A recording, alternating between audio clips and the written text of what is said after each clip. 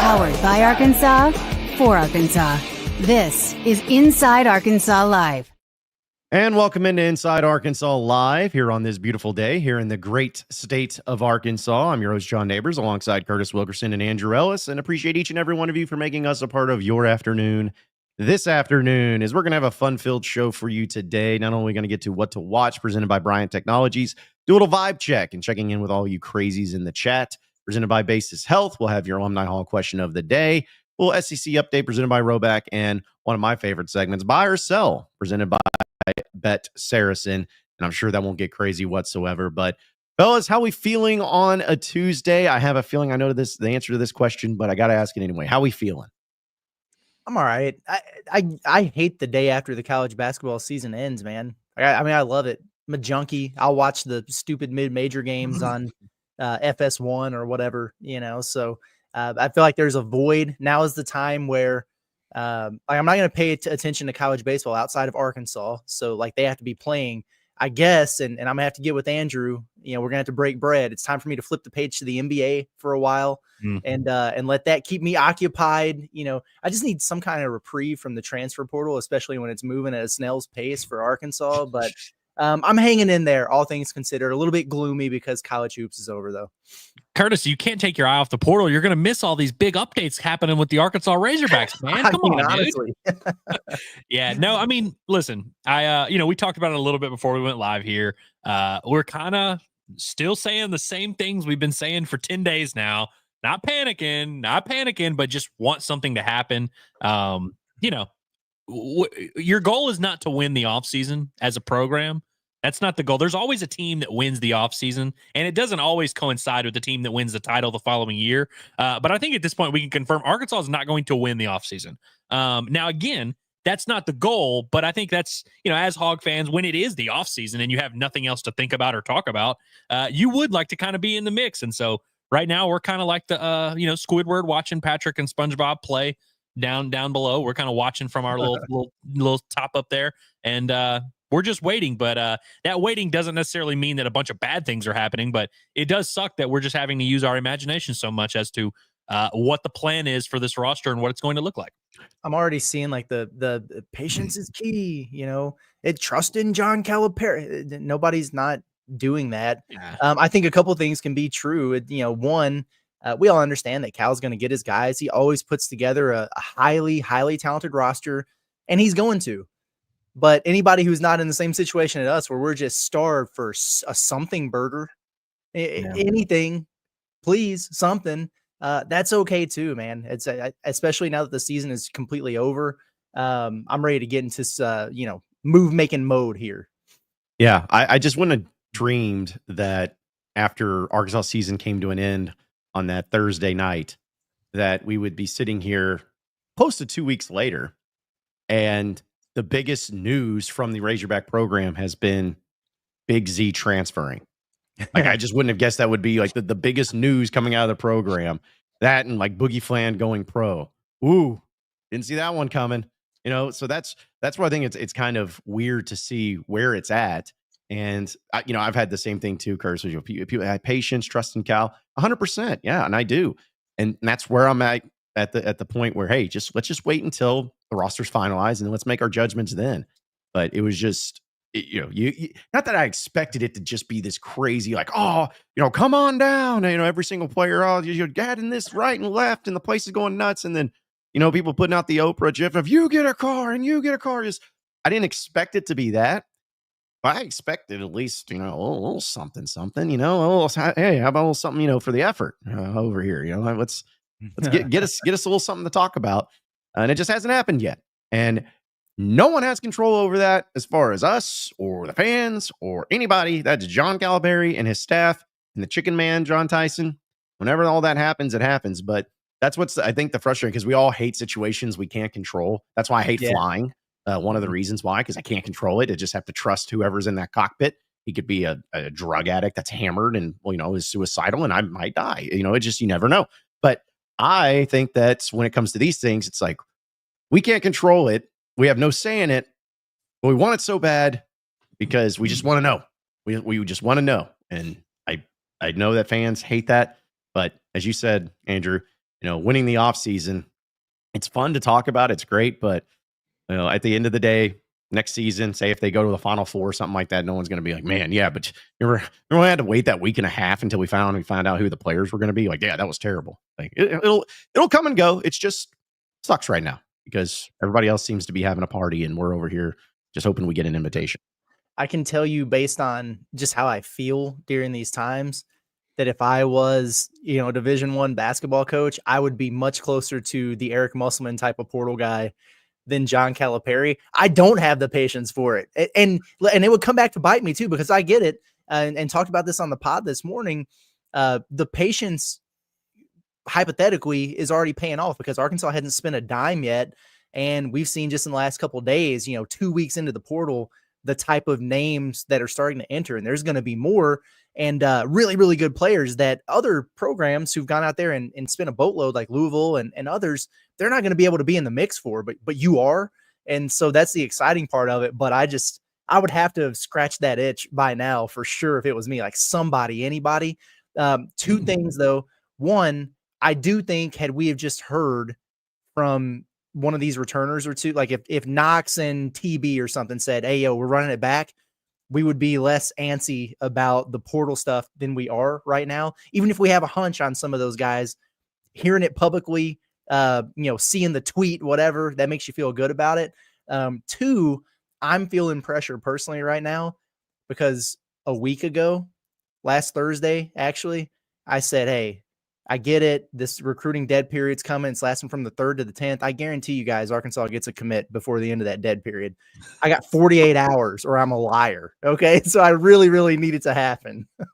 Yeah. I mean, you mentioned the returners and you're absolutely right. Like, it is pretty much that simple. Like, it's not going to take that much to appease us. It's going to take maybe 1 or 2 transfer commits and we'll calm down. It's going to take a couple announcements of retention and we'll calm down. But you're right that there would be less anxiety in this situation if we knew for sure that Carter Knox was back. If we knew for sure that Adu Thero was back. If we knew for sure that Brazil, and you go on down the line. And, obviously with Carter and some of those guys, like, we feel very good. But Adu Thero, that's very much a 50-50 proposition. DJ Wagner, that's very much a 50-50 proposition. And so, I don't really think it's that crazy for us to be like, hey, we'd like an announcement, Yeah. Well, and I think it's funny too, because I'm guilty of this at times, but just you get to the point to where you start running out of reasons why. I think you brought it up yesterday, Curtis, of the way, Kyle just doesn't want to take away from the championship game tonight. It's like, okay, even as stupid as that reason is, or that you try to justify it, you have nothing now. Now there's no like, we're working on the players now and then to get them back, or, we're just trying to see when Nate Ament and we want to try to present him with the players that's coming in. You're running out of all those nonsensical reasons and excuses too. So it just needs to be to where something pops and then we can go from there. That's all it needs to be. Just one. And it's we assume, we hope, whatever, that there will be announcements for all these guys. And, and we talked about it before, how some of them might not be that public about it. We've seen some announcements, in different places around the country of guys running it back. I know Chad Baker Mazzaro is like teasing it. Should I come back, Auburn? Or should I start putting the fries in the bag?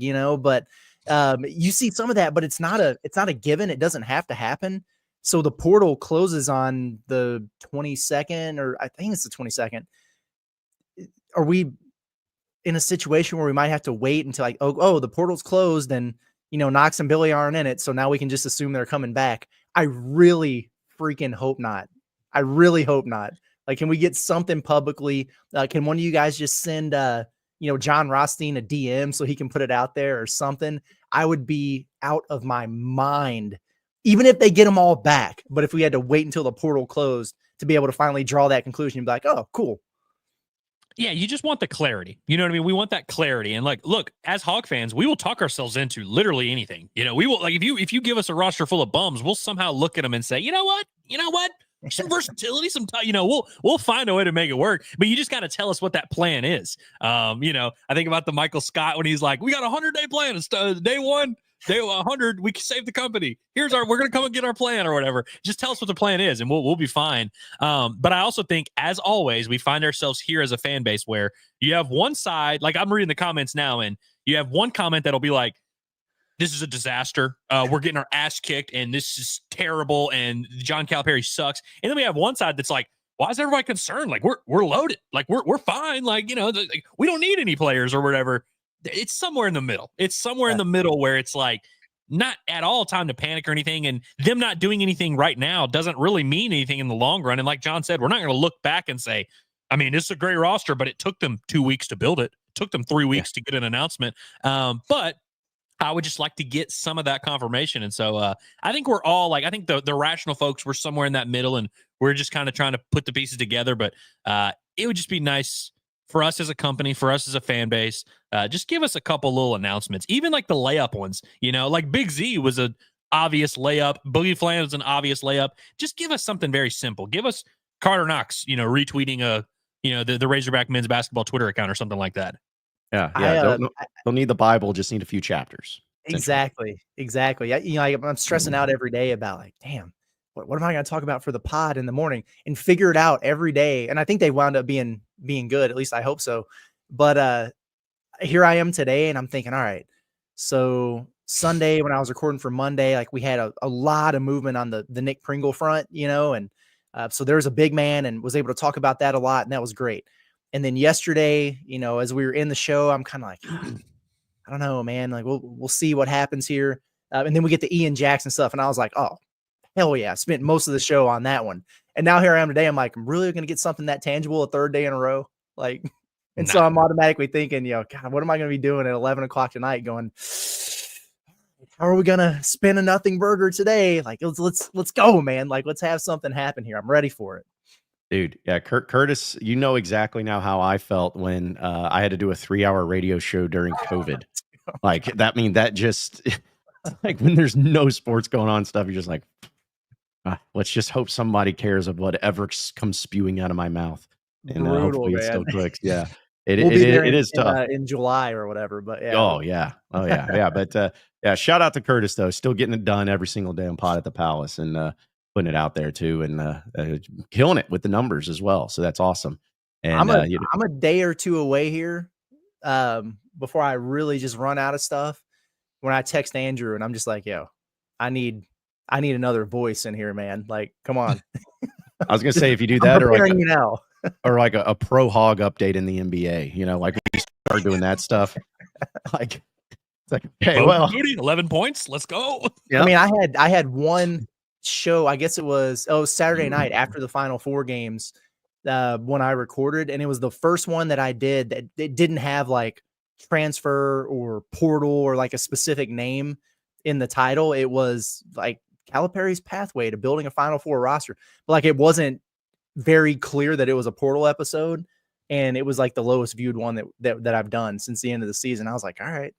And it was all about transfer. It's like building the roster based on these Final Four teams. I thought it was good, but it was like startlingly lower than the other ones. So I'm like, dang, man, put transfer in that title. Clickbait, You got to trick them. Just put transfer portal update and whatever the day is, the date. Just go ahead and roll with that. Yeah. And then you don't even have to talk about transfers. You just say it, and then people just come flooding in, and then they'll just say things that you said, even though you didn't say them. That's usually the way it goes. That's how it happens. But I tell you what, I do want to talk about this because we will get to your chats, folks, as well as some other things going on in the transfer portal. If you have any questions, put them in the chat, and we'll do our best. Or I should say, Curtis will do his best to answer them. Because if you ask me, I'm just going to say, well, whatever Curtis said is basically going to be my answer. So, but we'll use that as part of our What to Watch, presented by Bryant Technologies. Dedicated in delivering that high-quality network infrastructure and security camera solutions. They take pride in that exceptional workmanship and commitment to keeping your business seamlessly connected, as well as secure, whether it's structured cabling, security camera installations, digital signage, or TV mounting. They do it all. Bryant Technologies is going to have you covered in all those things, and they service the entire state of Arkansas, as well as Arkansas's bordering states. Includes Texas, includes Tennessee, includes Mississippi, Missouri, all those other states that aren't near as good as Arkansas. But hey, you got to live in them. You might as well make sure that you have all the structured cabling and camera installations you need. So have them help you out with that network and security needs by giving them a call today at 870-883-0330. That's 870-883-0330. You can also check out their website at bryantstechnologies.com with that little S in between. bryantstechnologies.com. It's Bryant Technologies, quality work guaranteed. I wanted to share this. I know you retweeted it, Curtis, and everything, but I love the way too early top 25s. I absolutely Cracking love me it, up, man. dude. Cracking me up. This is on threes that came out. They have Arkansas at number 14 in the country. And I also saw, I guess, Jeff Borzillo of ESPN had Arkansas listed in his top 25 at number 7. So I've always been a Borzillo guy, obviously. The guy knows his stuff, having Arkansas number 7. But I love those things that are way too early when we don't even know what the team is. Well, Mike DeCourcy over at Sporting News had Arkansas at number 2. I've always liked that guy. He knows his stuff. Did he Number like? 2. Did he have a idea? Was he like, oh, they're gonna land Ament, they're gonna land these guys? Like, Well, it was basically just projecting some, and people do it differently. Like some of them have qualifiers where it's like, if you're in the top whatever in the mocks, and we're gonna assume you're not coming back, and whatever. But it basically had everybody who could returning. So Adu and DJ and all those guys, plus a couple McDonald's All-Americans there. And then there was it touched on should be a transfer portal center on the way that will, solve some other, so it was a little bit more projecting there. But that was hilarious. So yeah, I saw that at 2. The 2 there that you mentioned, John. I think that 24/7 Sports had Arkansas at 14 also. The lowest one that I saw, Fanta had him at 19, and the dude from Sports Illustrated had him at 20. I think is what it was. What's interesting about Borzillo's is that he assumed that Adu Thero was not going to be on the roster. Like he cited that where he was like Adu Thero and Boogie Flan, like don't count those guys. Yeah, and so he had Arkansas at 7 without Adu Thero and without any transfer additions, which I do think is interesting. And obviously this is all fake made up stuff. It's all, what is the John Calipari quote, John? Do you have that button for us? Which one are you referring to? The expletive one? It's all fake, but a little shit. That one. It's all all this is it's a fugazi. But I do think that's interesting that even without a Duthero, you can still make a case that Arkansas has one of the better returning rosters in the country. Which is why we've been saying all along, it's not going to take a ton to get us excited. You just got to give us a little something, give us a little crumb, and then we'll feel pretty good. Well, and I'm going to mention this too. I'm not going to mention which outlet it is because we have our sponsorship with Saracen and the BetSaracen. It's the only sports betting app in the state of Arkansas you need to have. But I did see some early national championship odds, which is also always interesting coming out of Vegas. And listen, I know it's early, so I don't want to make a big deal out of it, but I like trolling a little bit. Arkansas, according to this list, was tied with Alabama and with Auburn on having the highest odds to win the national championship from the SEC at plus 1,800. Really? Kentucky was plus 2,000. So even that team that's got their players and stuff, Vegas doesn't believe in Pope. They don't believe in the players they're adding because Vegas feels otherwise. But to give the ones that are ahead, Duke is the highest at plus 1,000. Houston at plus 1,200. Louisville at plus 1,400. Purdue at plus 1,400. Kansas plus 1,600. BYU, okay, at plus 1,600. And then Arkansas, Auburn, Alabama, and UConn all at plus 1,800. So interesting. There might be gassing Louisville up a little bit here. I know they've done some really good work in the portal and at backcourt, but I mean, come on now. The Kansas stuff is crazy to me too because he's replacing his entire roster over there, and he's had preseason number ones the last 2 years and they've sucked. So I kind of thought they might get faded a little bit. I saw it was last night when I saw Arkansas, and at the time they were plus 2,000 right there with Kentucky. So maybe they just had to rethink it a little bit, and here we are. So you think Vegas saw the MRI on Jaden Quaintance and they took that into account? Yeah, maybe so. Maybe so. Yeah, because I know that's been the topic is with Kentucky getting Quaintance.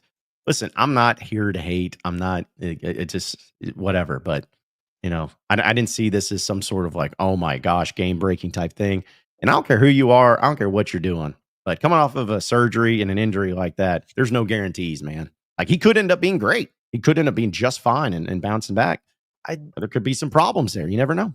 I think it's a good fit for him and a good one for Kentucky from the standpoint of they don't have surefire, like, absolute studs in the front court or whatever, but they can take their time with him and use him as a wild card. Like Brandon Garrison's back. He's not a all-star, all SEC guy, but he's serviceable. He's experienced. They got a 5-star freshman coming in Moreno. So a young guy that you can bring along, like they can get by if they need to give Quaintance some time. And if he comes back and he's playing like he was at Arizona State, well, then they get a hell of a lot better for it. And if not, and he's just a role player, it takes a little bit of pressure off the freshmen. So I actually think it's a pretty good fit for them, as opposed to, I know Auburn was the other team that was thought to really be in the mix there. Auburn needs guarantees, right? They need starters. They need sure things when you're losing Janai Broome and Cardwell and those guys. So I like it a little bit better, I think, for Kentucky than I do maybe some of the other contenders there. But yeah, be wary. I think Quaintance is another guy that like everybody's wrong about. Where like you talk to one guy and they're like, top 5 pick. He's gonna be back by September. He's gonna be just hit the ground running and be a stud. And then some people were like, oh, he's not gonna help him at all. I mean, he's injured. He's washed. Put him down. He's like a racehorse that hurt his leg. Like I think there's a very clear path to like him being back in full health by like December, January, whenever. Which to your point, Kentucky's one of the teams, and and a lot of teams, frankly, could make it work. Because I was thinking about that whenever Arkansas was we were entertaining that idea. I'm like, during non-conference, you face a lot of teams. Like, how many teams did Arkansas play in non-conference that didn't have a guy over 6'8"? Like 4 or 5, you know what I mean? Where it's like, if there's a time to miss your big man, that's probably the time to do it. Right. It is going to be interesting. I also saw, like, I don't know who, maybe it was Giovanni that referenced him as a top 5 pick in next year's draft. And I don't really see how anybody could come to that conclusion. Yeah. Man, when I hear somebody say those things, I just don't know what you can really truly base it on. Like a guy coming off of a major injury that was pretty solid when he played, but then he's going to a whole new school and it's like, top 5 pick. Like, oh, okay. If you want to say he's a first rounder, maybe, or a second, or getting drafted, that's one thing. But just to go all out, like because we know that, man. Like the top 5 picks in the NBA draft are like those are very select. There's a reason why it's top 5. It's you got to have like one of those one and done players, or be like the European player that's taking the world by storm. So just to be in that level, it says a lot. So yeah, I don't understand where a lot of that comes from. Be a Nate Amen type of talent to be a top 5 pick. Yeah, true. I like that a lot. Yeah, that's what we're gonna make. Oh, okay. Is it breaking news? Be careful with breaking news, given that it's portal season. But sure. Okay, I'm gonna play it then. Yeah. Did you play it? Yeah. Did you not hear it? No, we didn't hear it. But anyway, the final AP top 25 has been released. Arkansas comes in at number 20. 20? I don't know. I thought it was the Sweet 16 that they went to, not the Sweet 20. But I could be wrong. Maybe it's a different thing. I don't know. By the way, that's just irrelevant, but the Nuggets fired their coach Michael Malone just now, by the way. So wait, what? Yeah. The Denver Nuggets just fired their coach? Wow. Yeah. Dude, what is with the NBA doing that? That's 2 of the top 5 teams in the West have fired their coach. That's wild behavior. Stunning. Yeah. Stunning news. Wow. Yeah. Just Shams just tweeted it. So I was just, wanted to throw it out there. It has nothing to do with what we're talking about, but yeah, just wanted to relay that message. Big breaking news is a big breaking news segment there. Yes. Yeah. Top 20 and in the AP poll, which honestly, it's like, yeah, I always felt like if you're in the top final 16, maybe you should be one of the top 16, but still, like, when was the last time Arkansas was actually having a rank in the AP top 20? Was it when they were 0-1 in SEC play? Probably, maybe. Yeah. Well, let's see. I want to say they were like 20, either 21 or 23 going into SEC play. So I don't know if they were all the way in the top 20, but yeah, it was probably maybe like after they beat Michigan or so. I don't know. Like, it was a while. I know they debuted at 16. And so that's interesting. But yeah, I wish I would have liked to see them a little bit higher. But at the same time, they weren't even on the radar of being ranked or receiving votes or anything. And then they went to the tournament and won a couple games. So I like the respect. They were just ahead of Louisville, Texas A&M 19, Ole Miss 18. So those were some of the teams. Who else in the SEC? Kentucky 12. Alabama 6, Tennessee 5, Auburn 4, Florida 1. There you go. Well, there you do go. Yeah, how about that game last night? Florida and Houston. Florida wins a national championship just like we all predicted before the season started. And Todd Golden, national championship winning coach. Just, dude, it's crazy. I know that they were in the championship and they were like arguably the best team going into the tournament. So it's not like it came out of nowhere, but just still weird. And it almost pisses me off that Florida's got 3 national championships in 20 years and by 2 different coaches with a program that literally does not care. It really just rubs me the wrong way. But shout out to them. They got the job done. I've got to give Florida a lot of credit. In the first half, hell, for 25, 30 minutes of that game, even when they would make a run, it just felt to me like Houston was different, just more physical, grown men. Like they scare me. I wouldn't want to play against those dudes at all. But Florida seemed to figure it out. They made good adjustments when the whistle started tightening up in the second half, and they walked them down there at the end. It was impressive stuff. I will say though, like seeing Todd Golden with his, damn hat on backwards, talking in the microphone and everything, he just looks like he's 21. Yeah. And great job, phenomenal stuff. And he beat a laundry list of like Hall of Fame coaches this year. They absolutely earned it. Phenomenal job. But he's going to have his times. Like, he's going to have other opportunities. I wish Kelvin Sampson would have got this one because he might not get back there. You know what I mean? Todd Golden could coach for 30 more years and not have as much experience as Kelvin Sampson does. That makes Todd Golden a hell of a young coach. But I would have liked to seen Kelvin Sampson be able to get that opportunity, win, get his ring, cement the Hall of Fame. She'll still get in anyway, but maybe cement the legacy is a little bit better of a way to put it there. It made me sad to see that. It definitely made me a little bit sad for Kelvin Sampson. And I know he's like kind of a polarizing guy, but like he's just been a staple, man, for so long. And I think there were a lot of people who were saying he might retire if they had won the game last night. He very well could have retired on the spot, and that would have been such a cool way for him to go out. And so, will he ever get this chance again? I don't know. Him and Houston have been building for so long.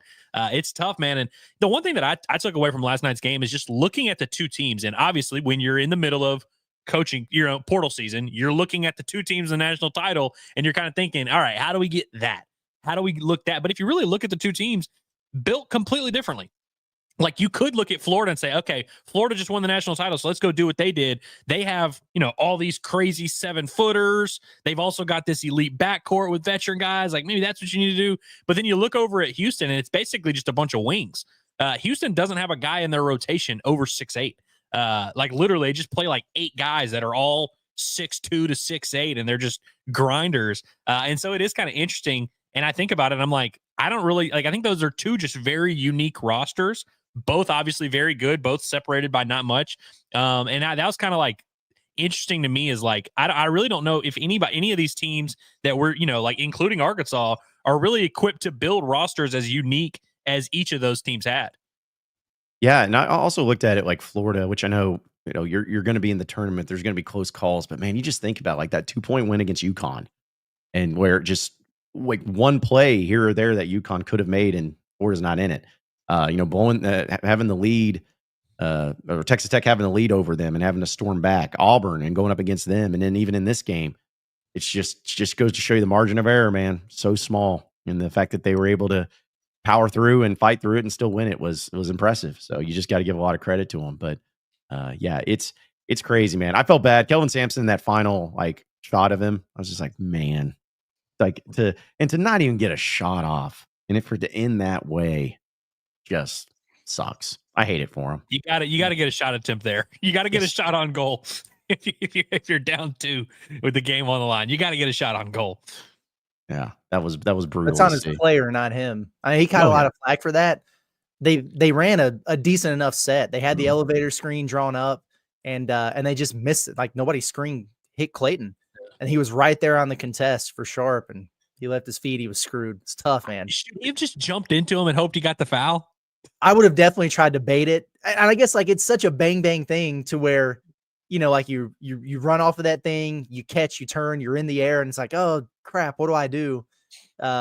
that probably would have been the better move. It would have been hilarious if he would have got the call and got to go to the line, but it does suck though. Like it's the dramatics of whether they make it or not, a potential game winner right there at the end of the finals would have been freaking awesome. And they don't get a shot, and it's like kind of like an anticlimactic ending. Like the final 2 minutes, like was not really what you want. It wasn't like North Carolina Villanova that 1 year where it was just bucket after bucket. It was just kind of but I mean that's kind of the game that's kind of the identity of the game. I mean, what was it, 65-63? It was a slugfest. Yeah. I just think to when, like, if the different approach of everybody, if Arkansas would have been in that situation and that would have happened to Arkansas, everybody, classic Cal, get used to that. Letting the players shoot the ball and walk, and he just taught him how to do that. Like, so dumb. Exactly. I had to pull this up from Seth because it's hilarious. It said the end of the game reminded me of Nico running out of bounds at Razorback Stadium.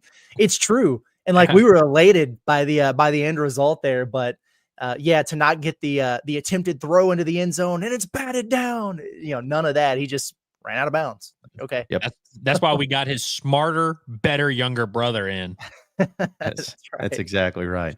That's exactly right. Well, I tell you what, we'll go ahead and do a little into the chat we go, and with our vibe check presented by our friends over at Basis Health, where they're changing the way that healthcare is delivered by providing all that mobile medical visits to the comfort of your very own home. We're talking about urgent care, primary care, IV hydration, and so much more. They come to your house. Like, there's nothing worse than having to go to the doctor's office and having to go through a scheduled appointment, because when you schedule an appointment, you have to walk in, and then it's like, okay, well, your appointment's at 10 o'clock, but it's going to be 10:45 till we see you. There's just a lot of frustrations that go along with it. Well, Basis Health helps you out and negates all of that by coming to your home. They are here for you when you need them and where you need them the most. So you can learn more at basishealth.org today.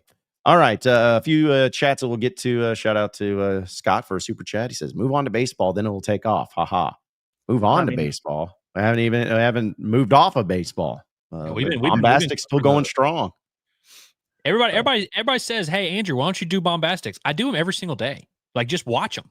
Yeah, like just watch the content that's there. If you want baseball content, just consume it. There. Yep, it is 100% there. Let's see. Also, Hunter says, "I just want the players that can win a championship next year. Will it actually happen? Who knows? But I don't want to be the team where we have to hope everything goes our way just to make the Final Four." I absolutely love this take, and I 100% agree. Yeah, because I feel like what we're doing here, or what some people are doing here, and it's hard not to. You're trying to put together these rosters in your head or whatever, and we're doing a lot of would you rather. Would you rather have Ian Jackson or Lamar Wilkerson? Would you rather have Trevin Brazile or Adu Thero? And I'm thinking, why not both? Why not both? What are we talking about here? Your head coach is John Calipari. The one thing that we went into this experiment fully expecting, with no possible alternate reality out there, is that he would have Final Four caliber rosters put together every year. The first year being notwithstanding there, obviously, given the circumstances, but moving forward, you should have the talent to cut down the nets every year. You have the Hall of Fame coach, the best recruiter in college basketball history, and arguably, the best NIL bag in the country. So us doing the thing where we're, we're cutting corners and we're like, we might not be able to get a shot blocker if we get a rebounder. I don't know. We might only be able to get one shooter, but then we can't go get somebody who can take it off the bounce. Bullshit. That's ridiculous. You have everything you need to put together a championship caliber roster, and I think that's what they should do. And if they fall short of that, I think they failed. So I'm with you. You can put together a team. Eric Musselman's put together several teams that, if things went the right way and you got the right matchups, could have made the Final Four.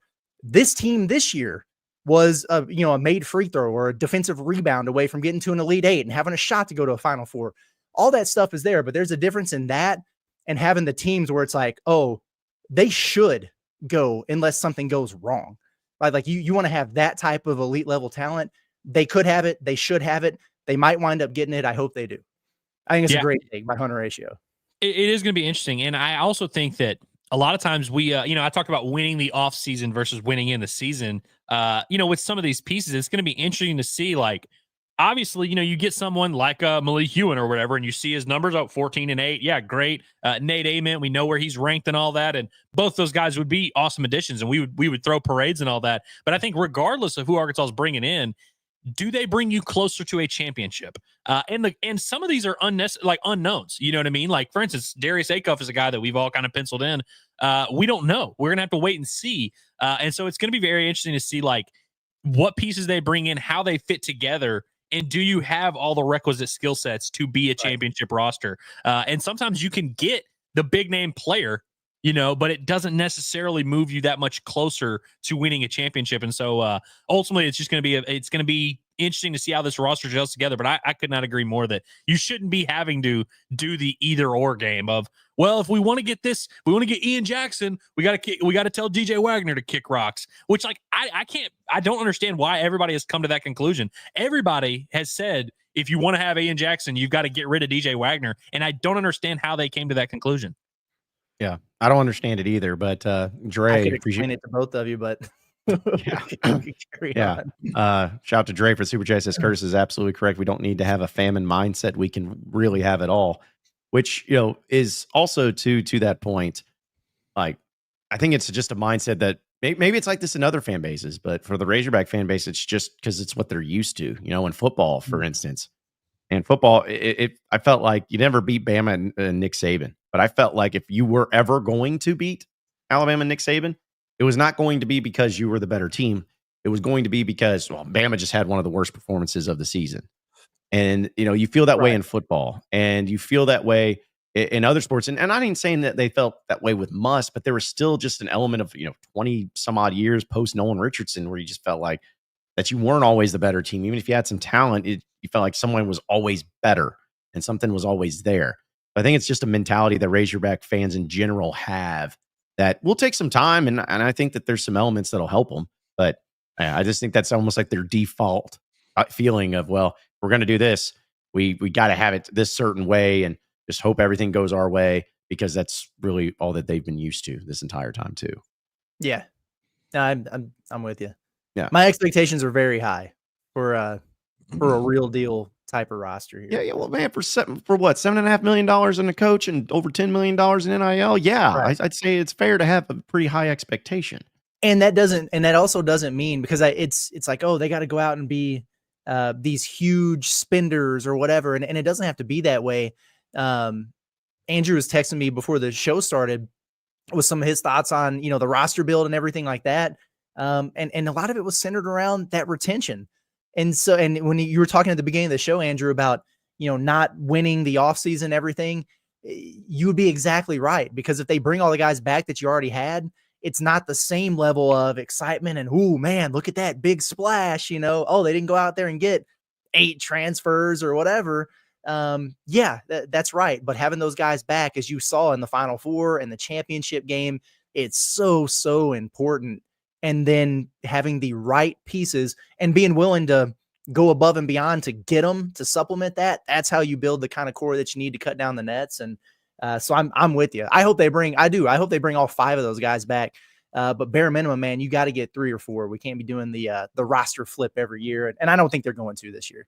Well, and that's what I kind of like. And like we've spoken about a few times, like that's what I like about some of these guys that we have, hypothesized and hope Arkansas is connected to in the portal, is like a guy like Nick Pringle, who again is not the flashiest pickup of all time. He's not a guy that you're going to run offense through. He's not going to average 15 and 8 or whatever. But what he does is he fits in perfectly well with the guys that we think Arkansas is going to bring back and with the guys that we hope they're going to bring back. Ian Jackson, same kind of thing. Or Lamar Wilkerson, either one of those shooter type of guys. Neither of those guys are ball dominant type of players. So they can play with Carter Knox. They can play with Acuff. They can play with Wagner. They can play with whoever. And that's what I'm interested in. And so, there's always going to be someone out there where you're like, oh, this guy's the cool shiny toy, but it's like, okay, but are you going to have to get rid of some of your guys for him? Or is he going to be able to play with your guys? And so I think that's what's going to be interesting. And again, I just like to know that they have some of these guys back. And ultimately, some of these guys that Arkansas is bringing back, what I like, one is because the retention matters, but also like Trevin Brazil as a forward that can space the floor, he can play with a lot of guys. Adu Thero has a ton of versatility. can play with a ton of guys. Carter Knox can guard 2 through 4, can be offensively a 2 through 4, can shoot it, can defend, rebound, all that. He can play with a bunch of different guys. And so I think the pieces are there where, like you said, Curtis, you shouldn't have to be picking and choosing. The guys on your roster are versatile as hell. They should be like Billy Richmond. Is there a guy in the country where you're like, he can't play with Billy Richmond? Right. Why couldn't he? You know what I mean? Billy Richmond can play with anybody. And so I do think that like there's tons of possibilities, you can make your imagination run wild on. You just got to go out there and make it happen. I had a couple people hit me with there's not enough shots to go around if you get Ian Jackson. Ian Jackson got his shots up in a backcourt with RJ Davis. Okay. Like there's plenty to go around. Trust me. And he's not a guy you're going to be like, you have to like just clear out, like give Ian Jackson the ball and clear out and like everyone go stand in the corner. He's going to get his shots in the flow of the offense and he's going to be damn good at that. Yeah. Some people just feel that way no matter what. It's like, if you like this player, they're going to just ball hog it the whole time and you're never going to have a chance to get any points to anybody else. I don't know where that comes from. I really don't. It's not like, what was it? Like Jimmer Fredette. I'll never forget him when he was at BYU. I want to say that it was in the tournament. Actually, he shot like 45 times and he was the only guy. And everyone's like, well, that's how every player is. That's good at offense. They just demand the ball and hog it the entire time. That's just not the case. It's really not. Let's see. Also, the Peak says, am I wrong by saying we were a big man and a shooter away from being in that game? I started this one and I was thinking about it a little bit. I don't know, maybe, or maybe a Final Four potentially. I'm just, if you got fully healthy 9, that full 9 group there, it wouldn't have been crazy for Arkansas to make it. Now we know they would have had to figure some things out and, get those roles defined and everything like that. But, like if you had the fully healthy end of season version of Jonas Adu the whole year, that probably would have resulted in some more wins there. Boogie was kind of your perimeter shooting threat and like Nelly sort of figured out you didn't have that sniper. So yeah, if they could have had somebody who just could fill that role as the 40% sharpshooter type, that could have done wonders for spacing for guys like DJ and whatever. But like, I don't know that I would have looked at it and been like, oh yeah, they definitely would have been there. But again, like hell, you were one statistic away from making an Elite Eight. So having a really good big man and a knockdown shooter, which is something you struggled with all year. Yeah, maybe so. Well, and also if you just do the transitive property, which we all know is foolproof, it's never not worked in sports. I mean, you were 1 shot / 1 rebound away from beating Texas Tech, who was 1 shot / 1 rebound away from beating Florida. Yeah. Who won the whole damn thing. And so it's like, now we're kind of back to doing the thing when Arkansas lost to North Carolina back in the Daryl Macon days. And we were like, oh, that team went on to win the title. So Arkansas just beaten them. They would have won the title. But seriously though, I would agree with the assessment that Arkansas was kind of like maybe 1.5 pieces away from being right in that mix. And they always are. Yep. And it kind of goes back to, everything that we've been talking about here. I can't remember how many times during the Musselman era, it's like, man, they could, but I just feel like they're 1 piece away. Well, it's because they were, and then they didn't make it. So I would love to be to the point where we don't have to say that. I would also love to see an Arkansas team kick ass in the regular season to where, you're not doing the thing where you're like, oh, are we going to get a good draw? Oh man, if we had gotten that draw, like if you're a freaking 2 seed or a 1 seed, you're going to be fine. Which, by the way, Curtis, I saw you retweet some guy, which there's like 1,000 bracketologists. There's a bracketologist who was like, here's my 2026 bracketology. He had Arkansas as a 2 seed. And I'm like this guy. I like this guy a lot. Yep. I mean, can't argue this is logic. That's why he's an expert in it. So, all right, a few more chats here. Shout out to our guy Dre. He also says Basis Health is raising our first round of financing to expand services and our AI products. So good to know. Good to know. So yeah, they're always forward thinking and got a lot going on with Basis Health. He also says with the Super J, says if there's anyone on this planet who can manage a bunch of superstars to make them a team, it's John Calipari. So, yeah, I mean, facts. Another reason why John Calipari's never had that mentality of like, oh, we can't bring in this talented player. We're going to have to get rid of the one talented player. Like John Calipari's made a living off of getting a bunch of egos in the room and making them work. And I got to be honest with you. I actually, and Curtis, I know when you referenced our text conversation, which I appreciate. I'm glad that it hit home. That was one of the things that I talked about is like, I kind of like having a roster with not a ton of egos. And I don't think Carter Knox has a big ego. I don't think Adu Thero has a big ego. And so I look at some of these talented pieces. I don't think Carter Knox is going to be the type of guy that if Arkansas brings in a really talented scoring wing, he's going to be like, oh, this is unbelievable. Like I really don't see that being the case. I feel you. Yeah. John also asked, is there just one portal window for basketball? Yes. Yeah, just one. It's 30 days. It was 60 it was 2 months for a while there, which was crazy. But yeah, just one here after the season. Now, when the portal closes in a couple weeks, dudes can still commit. Like, you don't have to be all the way committed by the time the portal closes. You just got to be in it. Or if you're if you've graduated, if you're a grad transfer, then you can enter at any time. It's just for the undergrads who are trying to get in the portal. They got to have it done by I think it's the 22nd. I hope I'm not misspeaking. I think that's it. So there's that part of it. And then there will also be a lot of people, like you'll see a lot of these guys who declare for the draft and maintain their college eligibility, and they also enter the transfer portal. Like, they're just trying to keep all of their options open. But you'll get to a point where they'll realize, oh, I didn't get a combine invite, or yeah, I don't like my draft stock. And then it'll be the end of May or something. And all of a sudden their recruitment will start picking up because they realize they got to go back to school. Like the Darian Williams kid from Texas Tech is probably a prime candidate for that. Also, like this from Brock, he says, "Want away my peach. We was kicking Tech's butt. They just changed what got them the lead and started throwing up threes at the beginning of the shot clock." And you lost a 1-possession game in overtime. So again, Jonas makes the front end of that 1-and-1. You probably win. If you grab one defensive rebound that wasn't snagged by Texas Tech and put it back, you still win despite all that. If DJ makes one of the 2 opportunities he had at the end of the game, you still win. It's like the point stands. We're all aware of the collapse that happened there. I love that he was like, they weren't one piece away. They just had a lot of pieces and fell one shy. Yeah, right. Yeah, Yeah. It could have been any number of things, but if one of them was different, you win. If we just had different circumstances, things would have been different. That's all. Yeah. And also can't forget, if they just wouldn't have called that terrible jump ball because it wasn't a jump ball, probably changes a little bit there too. Quickest whistle in history on a jump ball, man. Trash. A few more here. Let's see. We got Sean just says, Kentucky fan here. Welcome. Is Thero returning or declaring? Love seeing him reach a new level this year and just want the best for him. My guess is both. That's kind of where I'm at with where I think this is headed, that he'll be a guy who declares, but then probably maintains his eligibility, gets his feedback. It also depends on how healthy that knee is, because then, to me, like Adu Thero, what's his sell as a prospect? It's his explosion, his athleticism, all that stuff. If you're not 100% with that knee, why would you go do a bunch of workouts or try to go to the combine and test lower than you normally would? So there's that part of it. If he's fully healthy, he might go through that process. Either way, I would imagine if you're a, early, mid, second round pick in most projections, you at least declare, see what the market's looking like, get a bunch of feedback, and keep your options open. I imagine that's what he'll wind up doing.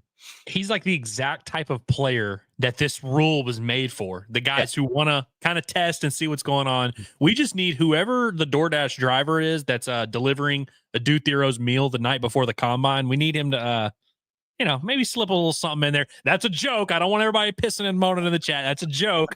But that's what they did to Jordan before the flu game, so. Yeah. Just Adu Thero just stinks it up at the combine, and we're like, those are the breaks. Come back to school. Yeah. I tell you what, we'll get to more of your chats and some other things too, but we can jump into our Alumni Hall question of the day presented by Alumni Hall, the #1 Razorback shopping experience. They got all the apparel that you could possibly want, especially for baseball season. And with the warm weather that is coming, it didn't feel like it this past weekend, but it is upon us, and they're going to have it all. And we're going to be live from Alumni Hall, 3417 North College Avenue next Friday for Inside Arkansas Live. So really looking forward to that. But you can shop them online at insidearkansas.com/alumni hall and have it all delivered straight to your door. If you're outside the state of Arkansas or even outside the Northwest Arkansas area, and use that promo code HOGSBY20 for 20% off your purchase.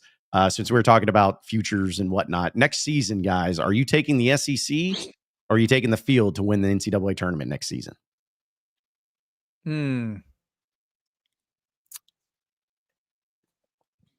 SEC. Okay. Do you have a specific team or teams like in mind that you're like, one of these 3 are going to win it? The Arkansas Razorbacks. Yeah. No, it's always easy to go field, but the SEC was, I mean, there's no arguing it now. It's the best single season for a conference in the history of sports. I mean, it was ridiculous. 14 teams in. That was a record. The most Sweet 16 teams in, 2 in the Final Four. They had the national champion. They won the most games of any league in a single tournament by a lot. I mean, it was ridiculous. And if you go look around now, and it doesn't always mean it's going to work just because you're going to get a bunch of players. You got to have the chemistry and put the pieces together, whatever. But everybody in this league is going out and just like reloading for another gauntlet. That hasn't changed. And they've got the most, I think it was ESPN's graphic or whatever, but a significantly more of the top 100 freshmen coming to the SEC than any other league. You know that they're going to be big spenders in the portal. The talent's there. The teams are already good. The coaches are awesome in this league. I don't know if it's going to be as deep as it was last year, but sure, I'll go with the SEC. Why not? Yeah, it's interesting, because you look at the SEC, and I feel like there's a lot of SEC teams who this might have been like their, not one chance, but their a great chance, like Auburn, for example. This was their like best team they've had in a while. This was their big chance. Maybe they take a step back next year, although, made some nice strides in the portal. Florida obviously won it. Maybe they take a step back.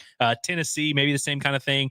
But you look around the non-SEC teams like Houston, this was probably their one chance. Duke, this might have been their best roster in a decade. UConn will probably be better. I assume Dan Hurley's not just going to stink it up another year. But I agree with your assessment, Curtis, that like we've seen this in football and baseball for so long, where you see the overwhelming numbers of like draft picks and 5 stars and all that. Basketball's starting to really do that in the SEC, and so I'm going to go field only because it's just the math of it, and I'm just like, there's enough programs 340. Yeah, you know what I mean? Like, I'm like, somebody will end up being pretty good. We also really just don't know anybody's roster right now, so it's kind of tough. I think the SEC might beat up on each other like they did this year, but they might not have that juggernaut like Florida. Yeah. Well, I'm going to go with the SEC. I say the SEC wins it. And here's another thing. It's going to be an SEC team that has already won a national championship before. And it's not going to be a team that's blue. So put your math together. And, I'm not saying, I'm just saying.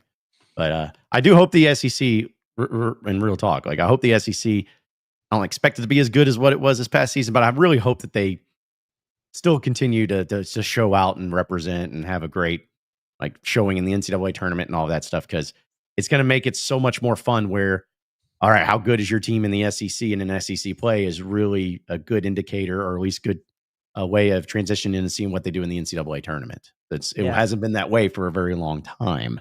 It's nice to be able to say, hey, if you win the SEC next year, if you win the tournament or whatever, you have a really good chance of being one of the best teams in the country and making a Final Four or something to that extent. So I just hope it happens that way. I'm not going to do the BBN thing, or I'm screaming about how important SEC titles matter, and you got to win it all in Nashville. It really doesn't mean that much to me. But I will say, it would be nice to see an Arkansas team finish well in the SEC. I mean, they've had some really good teams, or really good seeds, and awesome NCAA tournament runs the last few years. They just haven't done very well in league play. I'm not even asking for anything crazy. I don't need an Auburn or Florida type season in the league, but could we get a little 12-6 or something? I mean, is that too much to ask? Top 5 finish in the league or something. It would be cool to be able to have that again. It's been a minute since they've really balled out in the league. No, that's true. And I think the pendulum has swung too far. I was talking about this with baseball yesterday, how like, obviously we all determined that being number 1 in the regular season doesn't mean you're going to be 1 at the end. So people have kind of associated good regular season equals bad.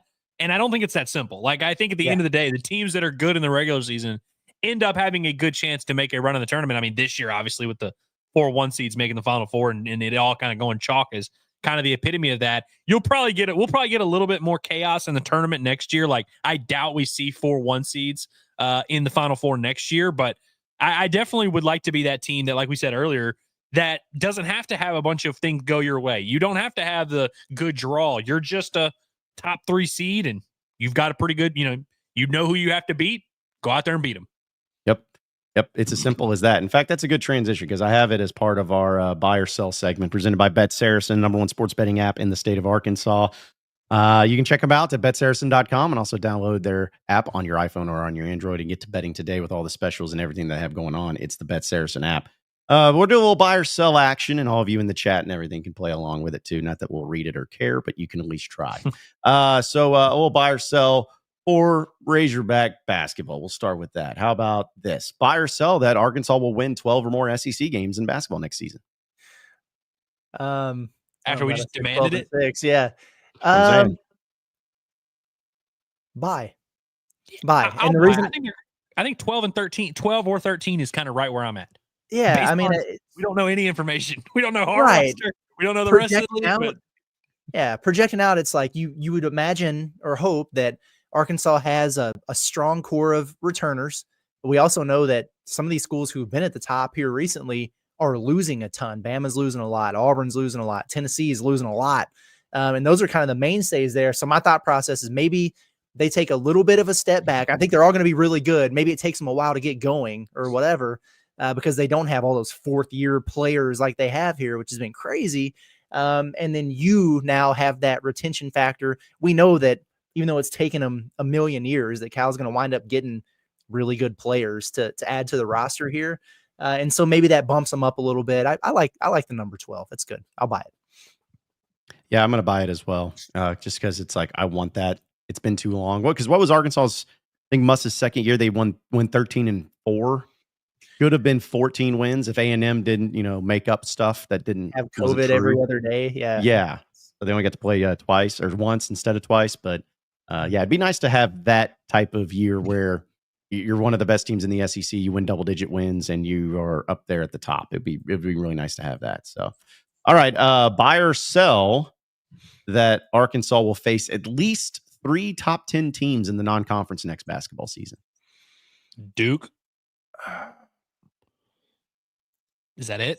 That's all we know for sure.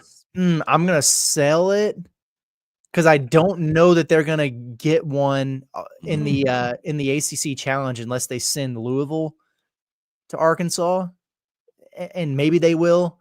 We'll see. That Baylor game, if it happens, I don't know that Baylor is going to be there this year unless they really load up in the portal, because they've effectively lost everyone. And then I'm thinking about Gonzaga being the other team that we've heard a lot about in ways of potential scheduling. Are they going to be top 10 either? I think they've got Graham Ike coming back, but those teams are usually mainstays in there. But going into this year, I really don't know. So I think I'm going to sell it, but I would definitely go buy for the ranked opponents or whatever. Top 10, I'm not so sure. I was just about to say, if this were top 25, I might say buy, but I'm going to go sell. Yeah. I'm going to go buy just because I feel like there's going to be one game that we have no idea is on the schedule, and then it's going to get scheduled, and then it's going to be like, oh man, like a UConn or something. Something that we don't need. Yeah. Like it's something that'll make it to fun and everything. Be awesome. Yeah. Like whatever it takes, even if it's a neutral site, whatever it takes. All right. So how about a little, we'll have basketball and some other ones too. Buy or sell that Razorback fans will pack out Bud Walton Arena more this upcoming season than they did this last season. I pray to the good Lord that they do that. I'm going to go buy. I also, we don't know what the schedule will look like. The new ticketing stuff is going to be interesting. New ticketing is going to be interesting. This past year's home SEC schedule wasn't bad, but it's just like the way it played out didn't lend itself to where you had those I think we're going to get at least 1 or 2 peak Bud Walton type of games. You should have Kentucky coming in. Right, that's going to be Tennessee a packed coming one. in. Yeah. So I'm going to go buy for sure. Me too. Yeah, but I am with you, John, on the new tick, the reseeding and all that. What that's going to look like, I really don't know. I'm not overly optimistic though. There will be some stinkers. There will be a few non-conference games where there's 6,000 people there though. Legitimately. Yeah, it's okay. I'll be the Razorback Arkansas version of Ticketmaster over here. So if you guys have any extra tickets, let me know and I'll get them to Razorback fans. Just keep on doing that. All right, some Razorback baseball. How about this? Buy or sell that Arkansas baseball will have 3 players finish with 18 home runs or more by the end of the year. This is interesting. I mean, I think Vahiva and Brent Iredale have been like the two guys all offseason, all everything. And neither of those guys are currently leading the team in home runs. I think those guys are going to get there. Cahillo's interesting. Cahillo Aloy, by the way, has gone through a little bit of a home run drought. I think it's been like 15 games since he's hit a home run. So I think he's got maybe a power surge coming. Is Davalon going to get to 18? Davalon, by the way, has hit 8 home runs in SEC play. 8 home runs in 12 SEC games. I think Davalon is going to calm down from the power standpoint. I'm going to go sell, actually. I think Vahiva and Brent Iredale are going to be the only ones that finish with 18 or more. I'm going to stick with what the baseball guy said. What I was going to do. I mean, listen, Chucky's got 11 right now. So it's like him hitting 7 and then like that's not that crazy, but I think he's had a crazy surge here lately. So I think he's about to not go through a drought, but I think he's just going to hit 400 and not hit 18 home runs. Yeah. And they're getting ready to start seeing real pitching, right? At some point here, like not non-Missouri pitching. Yeah. Although I will say this team is going to be playing until late June. So that's true. There's a lot more games. Oh yeah, it does factor in. Yeah, I mean, it really does. But I mean, now some of those in Omaha, it's hard to hit home runs in Omaha. But weather heats up. I think Arkansas is like top power guys. Like I think Aloy and Iredale are about to go on a tear from a power standpoint. Well, and we got to do a little football one too, because that is a thing. Fire saw the Razorback football will add a quote marquee player from the spring transfer portal. So yeah, so. I think they'll add some guys who wind up contributing for them. I would imagine on the defensive line, allegedly receiver, but marquee. Definitely got to get just a playable defensive lineman, maybe 2, maybe just a playable corner. Wide receiver. Remember, they're hitting that. They don't need one, but they kind of do. Yeah, Sam was offended by the suggestion that they. I mean, Ismail Cece's been cooking, so you don't really need a receiver. Yeah, not at all. Not at all. All right. And then our own personal ones who have been submitted by the research team, which I think these are pretty lame. But buy or sell that John will actually be right when he says it's going to be an insane day. Not today. Not today. Well, I'm never right. And that's why I thought this one was lame. I'm like, it's never right. It's like, but it's one of those things, like I said in the Discord, is like, but the day I'm going to say, I haven't saying it for weeks. This was going to happen. Been saying it for weeks. It's just a matter of time. It's a matter of time.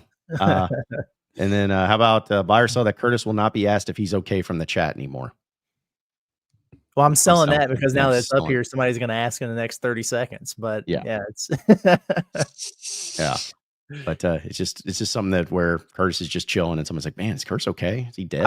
I've been working on when it's not my turn to talk here and I'm, like scrolling or looking at text or whatever to see what's going on in the portal, just like keeping a smile on. So yeah.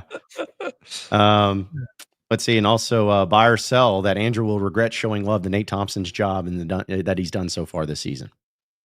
I mean, that's almost a guarantee. No, I'm selling it. You're not going to, not this year, buddy.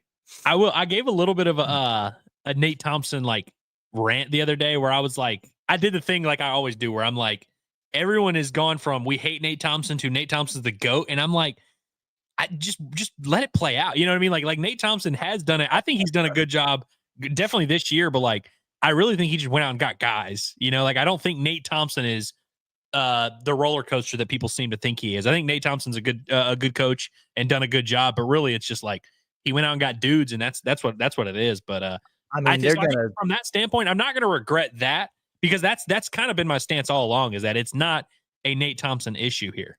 They're going to situationally slug their way to a College World Series win.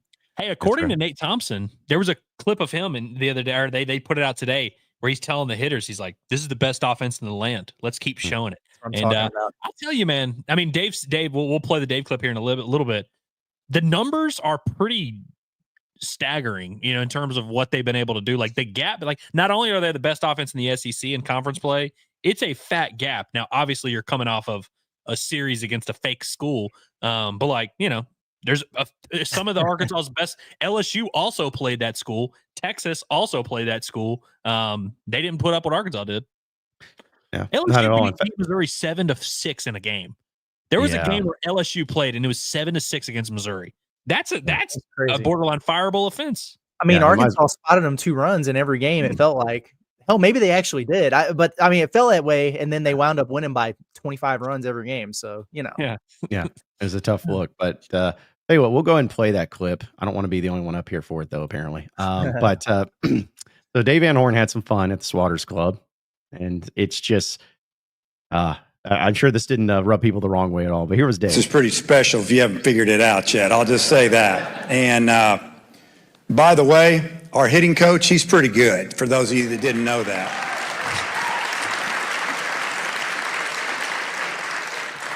So overall, SEC, we're leading the SEC by about 30 points in hitting overall. And in just SEC games, we're first. We're hitting 361 as a team in SEC games. The next closest team is 299. So don't be sending me any more texts about getting a new hitting coach, all right? That's all I got. Had to say it. I'm done. And anyway, I could get rolling on that, but I'm going to leave that one alone. So, yeah. it's ballsy, Dave. though. I mean, it's definitely ballsy. And I mean, of course, that clip is going to 1000% get circulated when Arkansas loses a 2-1 game against somebody late in the year or whatever. But Just no, don't I mean, do like, it in your own regional, and we're good. Yeah. right. Do it on the road in May or something like that. Don't do it in the regional. No, I like that. Also, I want to know who is sending Dave texts. Because I get it if it's like, hey, don't tweet at me or don't, who is sending Dave texts and being like, fire the hitting coach? I bet you anything that's Dave is just all encompassing of messages, whether it's tweets or DMs or like emails. It's all encompassing of texts. He's like, someone sent me a text the other day. Who? This guy on Twitter. Well, that's not a text, Dave. It's a I guarantee you that's what it is. Is that it's just he's like, screw all that. I don't care what platform, whatever. It's all text to me, dadgummit. So I remember in 2018, Arkansas, the 2018 team, which of course is like pretty much the best team in school history that should have won the title. They got swept on the road at Mississippi State. And it wasn't a good Mississippi State team, weirdly enough. But after that, he said he got an email from a fan that just like, it was like a long thing about how he sucked and all that. And he was like, I read the whole thing, honestly. He's like, made some good points. Like, frankly enough. So it's like, I think Dave is like, weirdly enough, like more, obviously doesn't tweet much. He's not a big like social media guy. Apparently he gets things brought to his desk and he's just like, you know what? I want to hear what the people are saying. Yeah. Well, the power to him if that's what he wants. But I respect him for sticking up for his coach. I mean, you don't expect anything different, but hopefully it just continues on and there's not going to be that flip as a meme or anything like that. I want to bring up this comment real quick from Karma Duke, who does a great job. He says, don't underestimate Nate being in the dugout instead of coaching third base, which, by the way, was like a thing we talked about preseason. And, even in the preseason, I think I kind of brushed past it where I was like, it's a thing they're doing.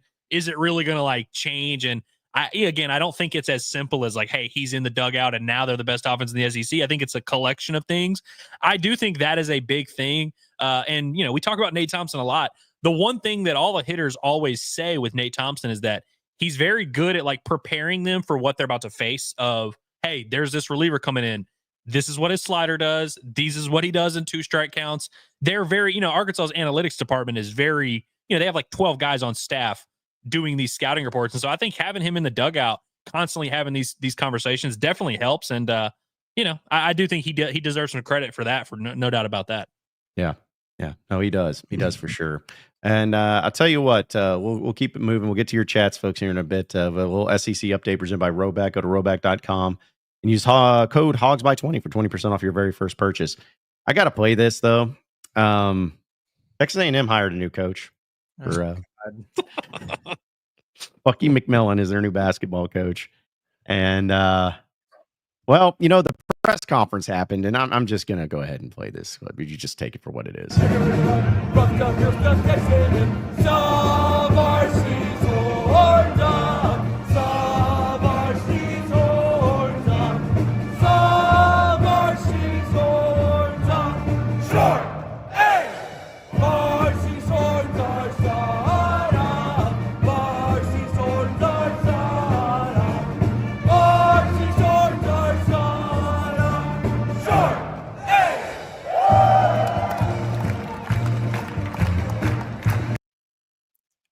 Dude, that is the most Dana Altman thing I've seen since Dana Altman at Arkansas. You could almost see the gears turning in his head where he's like, this is not good. What is going on here? Poor Pass it guy. back, Ags. Pass it back, Ags. Man, like when I saw that, I immediately went to kind of like, because I think you tweeted it, Curtis, was the Dana Altman thing. But also, I went back to the thing of people talking about John Calipari and like calling the Hogs, and he didn't really do it all that much, even though he did. And I was like, could you imagine if they would have like hired John Calipari at Texas A&M somehow, some way? And like he wasn't it's like, big hey, on the these hog call. Imagine how you'd feel about that. like he'd just be like, okay, yeah, I'm not doing that. In fact, A&M could probably have the entire plethora of everything you could possibly want to win a national championship. And I think Cal would not go there simply because he just doesn't want to do that in the press conference. Like he'd just be like, that's the one thing that's going to keep me from going there. But golly, man, that was rough. Hey, you know how we'll get one of those comments every day where it's like, oh, we're discussing UFC fighting. I'm out. It's not why I'm here. I'm waiting for somebody to hit us with the, you just played that. I'm out of here. This is not why I came to Inside Arkansas Live today. That's uncomfortable to watch a video of. I couldn't even imagine being in his situations where you got to be, arm in arm with these guys you just met. And that, I don't know. It's just rough stuff. I've had people in my life that have like kind of made fun of the hog call and been like, oh, that's a weird thing y'all do. And like, we obviously like the hog call. We think it's cool. And, hog fans love it. I can at least understand why people would kind of want to throw fun at it. But at the end of the day, it's just kind of a tradition. It's a chant. It's a chant that you do. We all have that. This is a whole different level. Like this is also like not even the worst A&M cult type of clip you could play. Like there's dozens of these. I just don't know how as like a fan, you can like stand behind that. You could be like, no, this is cool. Like, no, this is definitely cool. Like even hog calls, I don't even like defend it that aggressively. Like if someone shits on it, I'm not going to be like, no, it's the best thing ever. I'm just like, it's our thing, F off. Yeah. I don't know how as an A&M fan, you can watch this and like justify that in your brain. And can we just appreciate, now it does suck because I think Elko is going to do a good job with A&M football ultimately. Like, I don't think we're going to be able to dunk on him too much because he's a cool guy. He would never be caught doing this BS, honestly. But can we just appreciate that like A&M is just, as a school, is just kind of on a downward trend here. I mean, you have the Jimbo Fisher thing blows up in your face. Your basketball coach leaves you for Maryland. Like that's a tough one. Your baseball coach leaves you for Texas right after the national title. Like that's brutal. I know they got a big series win against Tennessee, but like A&M is just they're down bad right now, man. Your basketball coach uses his own science, like his own mathematical equations to determine when he needs to leave a program because he's gotten it to a certain point. He dips out. That's crazy. You're not a buckyball guy though, Andrew. It's not. No, I do actually kind of like buckyball. The thing that here's what I do think. I like him as a mid. Yeah, you're right. Huge step up. I like him as a mid-major. Like, oh, hey, that's a scrappy team, fun to watch. I don't fear Bucky. I'll just tell you that right now. Like, I'm not losing sleep over it. Now, I'm sure I'll change my tune if they get a couple good pieces and start looking pretty good. But I don't think A&M basketball. Like, I don't think it's going to be a thing long term. Like, I'm sure he'll have some successful years. I'm sure after him they'll try and hire. But it's like I just don't think A&M basketball is ever going to be a consistent power at any point in our lifetimes.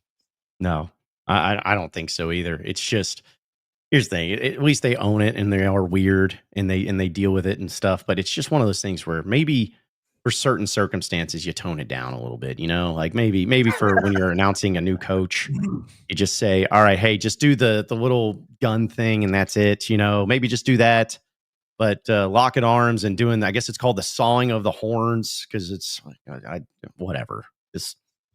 Are you familiar with the term scaring the hose? This is textbook scaring the hose. Yes.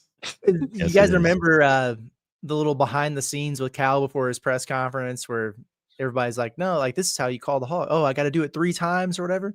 Could you imagine that discussion with Bucky McMillan back there? Like, listen, dude, man, we're happy to have you on board. Remember the millions that we're paying you.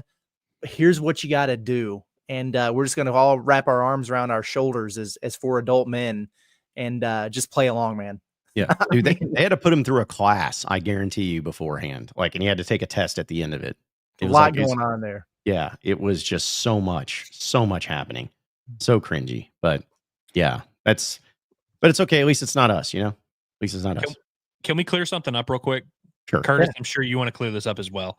Yeah. People keep saying that Morez Johnson has decommitted from Michigan, and there is, at least unless it happened during the show, there is not a reputable source that is saying that. Like, that is not a thing. I think there's been a lot of skepticism of, is he going to get cleared academically and all that? Until someone real says that, I don't think we should be running with that, right? He removed the Michigan logo thing off of his Instagram, and then people were like, oh, well, he a lot of guys have tried to get into Michigan, they couldn't. So because he did that, he's probably out of here. I guess he's since put it back up or whatever. But yeah, that's connecting a lot of dots there. So there's nothing that just pisses me off more than that crap, man. It's like, well, and Arkansas's got their bigs. Unless something new comes up or like somebody comes and steals one of those guys in the midnight hour or something, I think they've kind of got who they're looking for here. So, just I don't like we like most of the members of Arkansas media. Like, I think we're like, we have good relationships with it, whether it's Hutch, Tom, or whoever. But I need some people to understand, like, not all media members are created equally. Like, there's some guys that like have Arkansas stuff in their bio that you don't really need to listen to what they're saying. They're just pissing in the wind. Like, I need y'all to understand that. And there was a specific one that started this whole bullshit. just, yeah. Well, what I always say is that people who will like, you cover the sports and like get in depth with it. If I wake up and have people like DMing me, asking me, he's like, hey, what have you been hearing about this? I'm like, I haven't even showered yet. It's like, I haven't even gotten to the point where my day's starting up. So that's why you have Pod at the Palace. I have Bombastic. That's why we do Inside Arkansas Live, so we can talk about it. But yeah, there's just so many things that go on in this to have anybody down on top of everything is it's a lot to ask. So, and we wait to actually happen to talk about it. You know what I mean? Like, we talk about real things that happen in the world. Like, we're not just spewing hypothetical random stuff. You guys see the video? I guess it was yesterday with Hunter Dickinson. He was on the field of 68 and he was crapping on Titus, and Goodman was acting like he didn't know him and everything. Did you guys see John Fanta's reaction during that? Where he just kind of turned, he's just like holding the Mac, I'm not involved in this. That's how I feel sometimes when Andrew gets ready to start teeing off on other media. I'm just like, all right, I'm gonna listen, but I will catch the strays for it.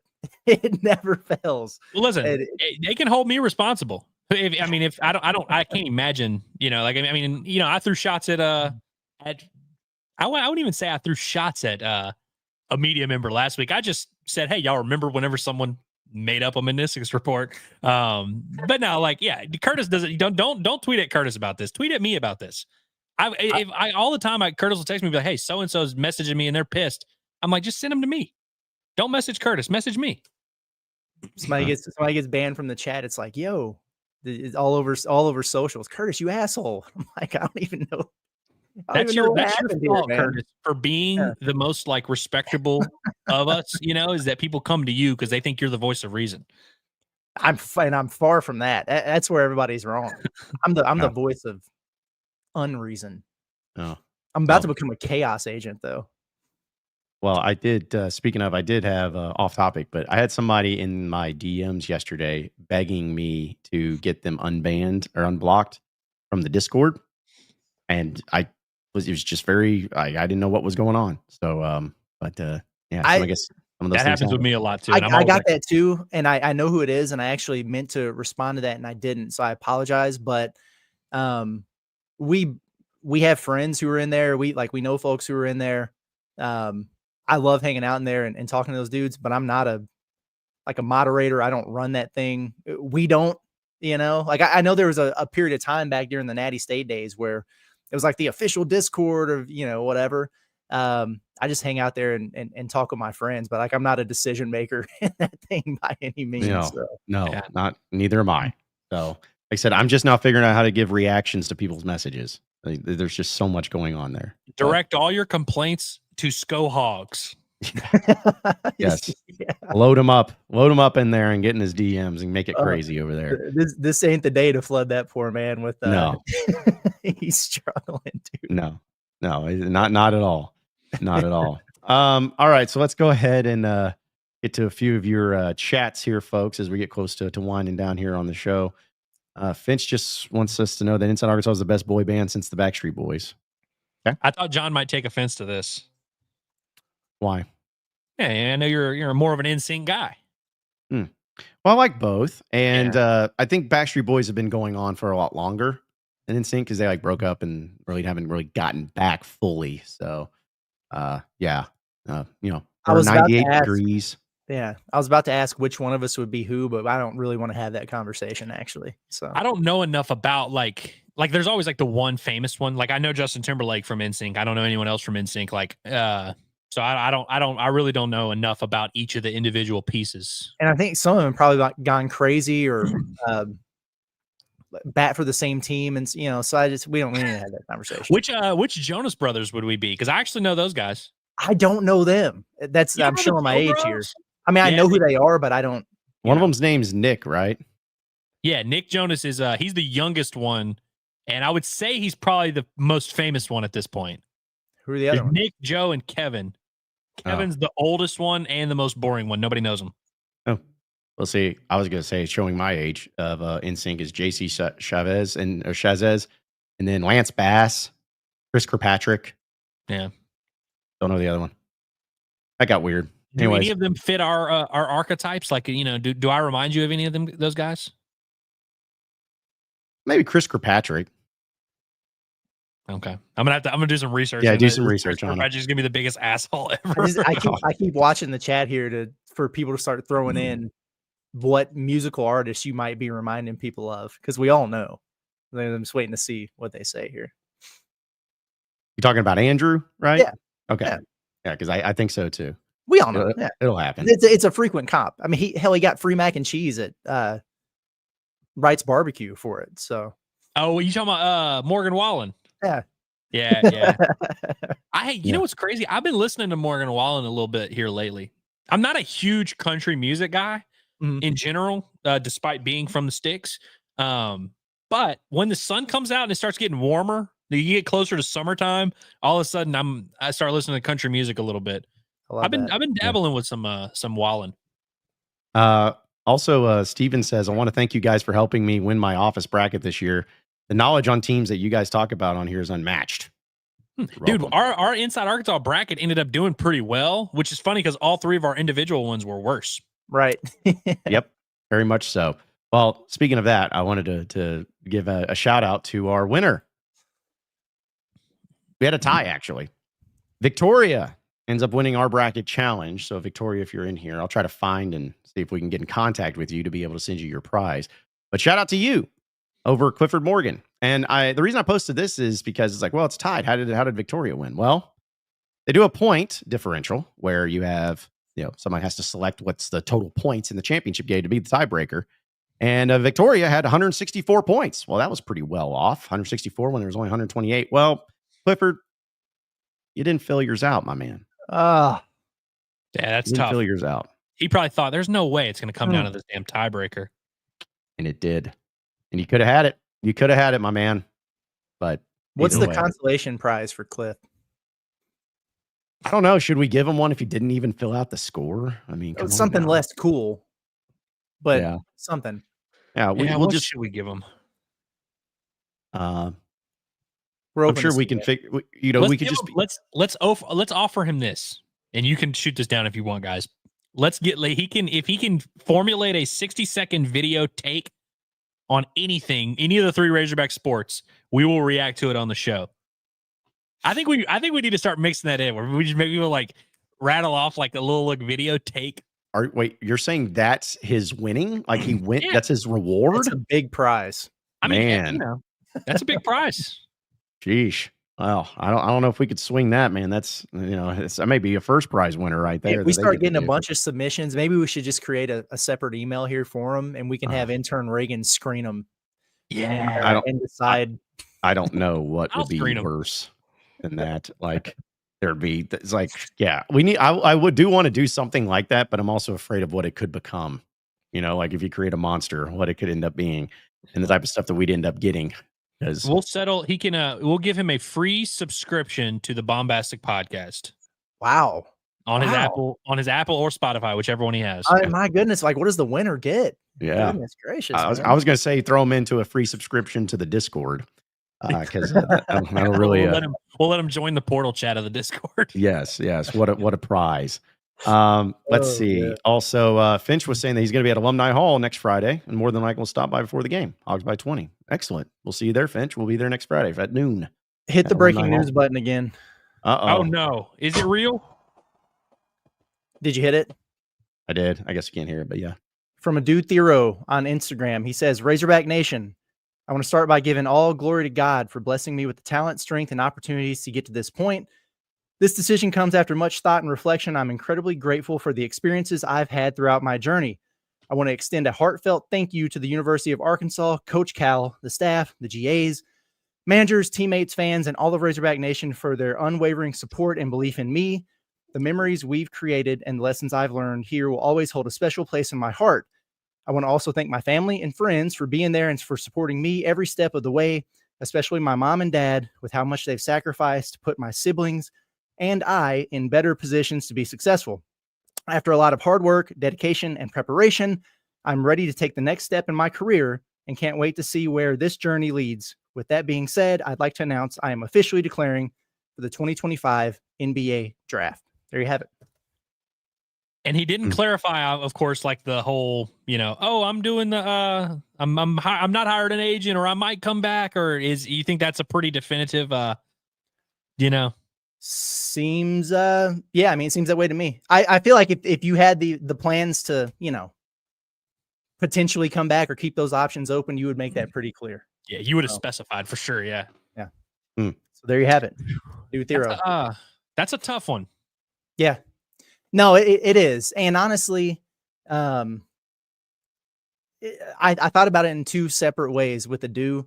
It would be like a money-making situation if you came back for a senior season. Like, could you make more next year in college than you could make if you in your first year, as a professional?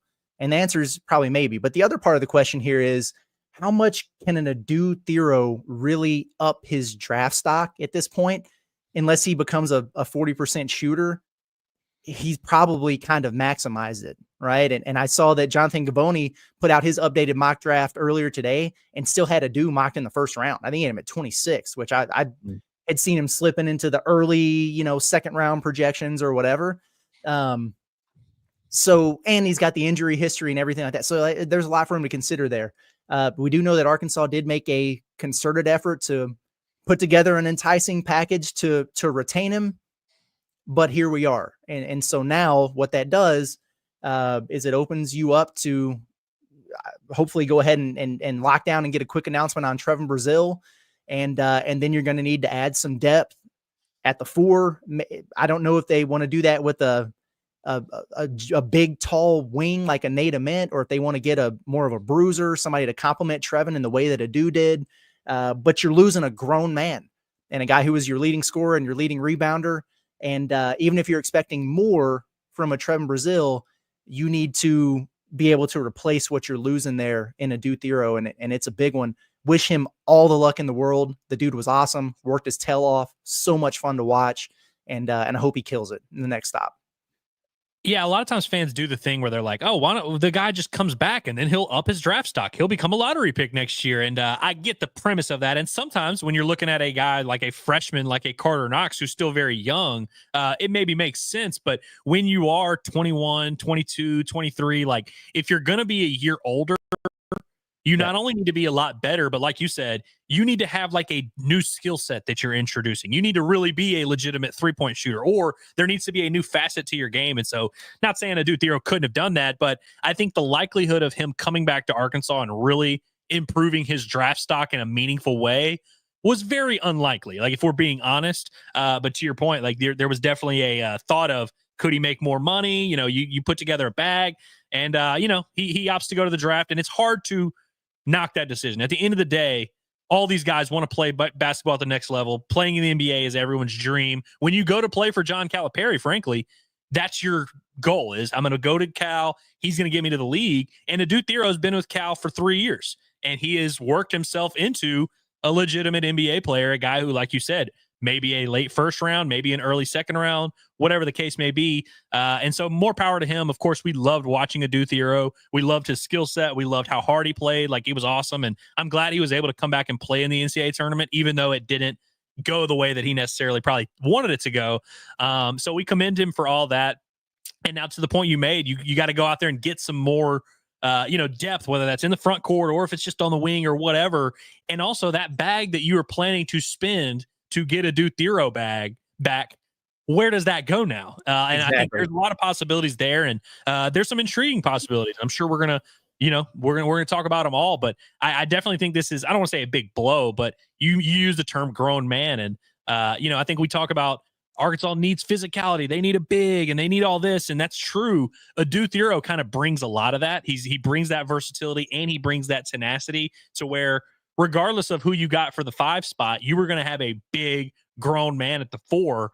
Now it's not necessarily that. And so, our attention turns to Trevin Brazile and Nate Ament. Those are kind of the 2 that jump out there. But of course, there's also some portal guys. And, I've often kind of wondered how that fit would work, but it's going to be interesting. And so now Arkansas just has a little bit more work to do. And this isn't the most unexpected development, but part of why we've said, hey, patience matters. And, we're okay to let this thing play out because we think they're going to have a lot of guys back. Well, this is one guy that we know we're not going to have back now, or at least we can reasonably assume. And so, and but we'll see how this plays out. And I'm looking to get confirmation just to make sure that he's not, leaving his options open or maintaining his eligibility or anything. He didn't say anything about that, so we're under the assumption that he's not, and that he's definitely going to begin his professional career. If we get any kind of clarification on that, we'll let you know. But that's where we're at for the moment. And to your point, it's not the most unexpected development. I think within the last half hour, we all agreed that he was going to declare. Maybe a little surprising that he didn't specify and say, but I'm going to keep my options open. But sometimes guys just want to, make up their mind and be all in. I think there's something to be said for that in terms of the preparation that comes with it. Being all in and not giving yourself that out, and really being able to focus on the next step there. So we'll see about it. Hell, before his injury, there wasn't a person in the world that thought Adou Thiero was going to be coming back and playing basketball in college next year. And he was out for a little while, and obviously that moved his draft stock around. But now here we are. Not the most surprising thing in the world, but dang, I wish they would have got him back, because when we talk about the Final Four and the title game and the grown man ability out there on the floor, like, he had it. And so now I feel like that's probably what you need to go get. But good luck to him, man. Yeah, and I echo everything that you guys said. He was a fun player to cover, and honestly, when it's all said and done, I know that this year was weird offensively, but when he was able to play and he averaged 15 points a game, he's not a scorer, and to be able to do that, to me, has always been an extremely impressive stat for anybody. I think back to, and I'm not just comparing him, but Patrick Beverly, when he was at Arkansas, he led the team in scoring a couple of years, and he wasn't a scorer. He's not a scorer, but it just shows you how gifted that they can be, where they just go out and they find ways to get theirs and go out and find ways to get points on there. It's not that he had a beautiful jump shot. It's not that he had this incredible ability to hit all of his free throws. It's not that, he even missed some dunks on occasion, but it was the fact that you were able to go out and do 15 points a game and not have those scoring abilities that is so common in basketball. To me, just shows you the type of player that you are, and the physicality that he was able to bring, and the imposing nature that he had, and a lot of the games that he was so huge in for Arkansas across the year. I'm wishing him nothing but the best, and I have nothing but great things to say about him. And he tried to come back there in that final game in the NCAA tournament and gave it a go, but hopefully he ends up getting drafted high, getting a lot of money, and being able to move on with his basketball career. But yeah, just a really great season, and a really fun player to cover, and a really fun player to talk about. And hopefully he ends up having a really high level of success when it all comes and it's all said and done. For sure. What was our favorite I assume we're going to clip this and repurpose it separately since we got it on, live here at the very end, which I appreciate. Yeah. Favorite Adu Thero memory before we shift gears to maybe what we're looking for here in terms of a replacement. I'm going to go, I'm taking the obvious one is when he crapped on Kentucky in the return game there. I mean, it was awesome. He was dominant. It made me very happy. I mean, yeah, I'm disappointed that you took the low-hanging layup fruit. there. But yeah, that was an awesome moment. Weirdly enough, I mean, me personally, and I mean, this, that like SEC Media Day, getting to talk to Adu Thero and just getting to really know what he's all about. Cause like we've complained about a lot. Like we don't get a ton of close interactions with the team. They keep the U of A likes to keep these guys very restricted. They don't let them talk to anybody. So being able to sit there and chat with Adu Thero for 15 minutes at SEC Media Day and see kind of his mentality, how he was approaching things. He was the guy that, I mean, it was always cool. As soon as he committed, every Kentucky fan in the world, as much as they'd like to make fun of us, were like, you're going to love this guy. We knew we were going to love Adu Thero, and we did love Adu Thero. And so it was cool to kind of know him, and he lived up to all of that hype in terms of a player we know and love. In terms of, I'm trying to think if he had a crazy dunk that would qualify as like the best moment of his season. Well, I mean, I was going to throw out, I wouldn't say it's like the most iconic moment of all time, but that Georgia game that Arkansas won at home, where he had, I think it was his only, or maybe one of his only double doubles that he had of the season. He was the big impact player there at the end. And then, of course, maybe he lost people some money where he missed the free throw, got his own rebound, and then put it back up for a dunk to right before regulation ended. That was huge because Arkansas had been on that really awful skid, and they needed that win. Granted, they lost to Oklahoma the next game, but still, he was extremely impactful in that game. And I'm looking at stat line. He played 34 minutes, had 17 points, 11 rebounds, went 7 of 9 from the free throw line, 5 of 8 from the field, and also had, a block shot, and also, block shot, 2 assists, and 2 steals. So anyways, I just think back to like that moment too because I think that play just summed up the type of player that he was, where it's like, hey, I missed a free throw. He wasn't a great free throw shooting guy. He missed a free throw. Well, that's okay because he went and got his own rebound and he dunked it. Like that sums up the player that he was, where he's not going to do that thing that you feel like he should do, but he's going to make up for it in some other way. So that, to me, that was a moment that I kind of remember, at least at the end of the game for him. The Georgia game's a good one. I mean, that's another one. Like the putback free throw was really good. I even remember like a game that Arkansas lost to the exhibition at TCU. I don't know what he finished with in that game, but it was unbelievable. Just how hard he played and how hard he was going in an exhibition when, the rest of the team didn't play well, but just seeing him, I mean, he played, he would be drenched in sweat and still would be playing harder than anyone on the court. And it's like, these guys are struggling to get in shape. He might not be in game shape just yet, but the way, like how seriously he took every game, he was never one of those guys. Even, he played through illness during times. He played so hard on every possession. Like it was just, it was cool to watch a guy like that. Yeah. Love me some Adu Thero, man. And that was the thing that really stood out to me about him when Arkansas got him. And you mentioned talking to him at SEC Media Day, which you hung out with him for like 15 minutes, just it was almost like a full one-on-one there when you were chatting with him. And that was really cool. But everyone that even the worst of the worst in terms of the BBN trolls loved Adu Thero and wished him well. Like he's the most unanimously appreciated dude that I can ever remember, like transferring out of a school and coming to a new one, and just both fan bases, everybody's just like, oh yeah, love him. And he's just the one you want around. And so when you think about replacements, yeah, you're replacing a supremely gifted athlete and a guy who put up a lot of really good stats for you in multiple areas and a versatile and switchable defender, a lot of stuff that you're not going to have in, when you lose a guy like that.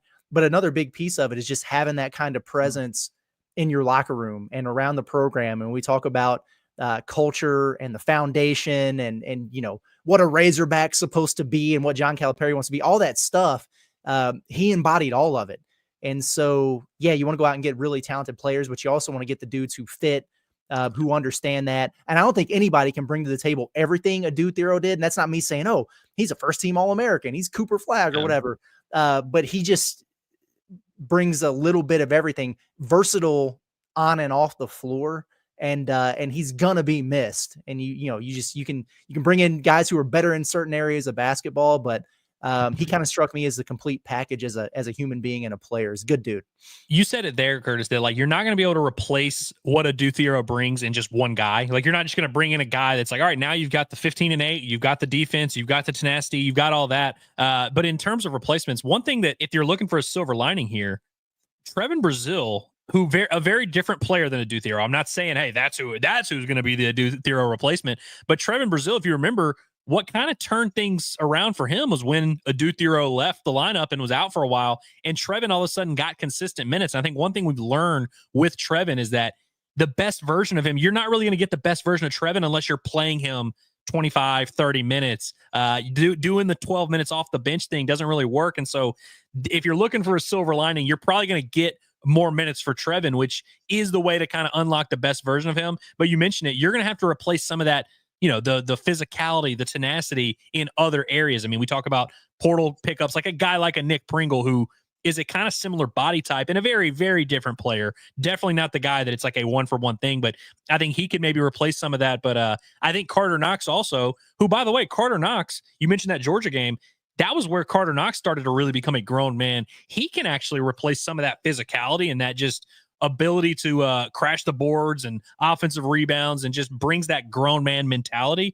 But I think it's going to have to be a by committee type of thing. And so there'll be some portal commitments that'll work in there. There's going to be some guys on the roster like Brazile and Knox that have to step up. But I think it's going to be interesting to see how Arkansas attacks this in the portal.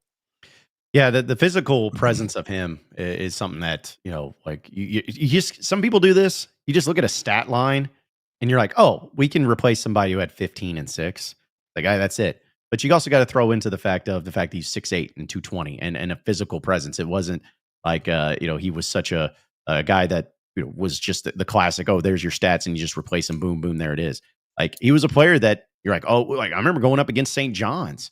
Luckily, Arkansas won that game, but we kept saying, man, it'd be really nice if you had Adou Thiero on this one because of the physicality that they have and the type of players that they have.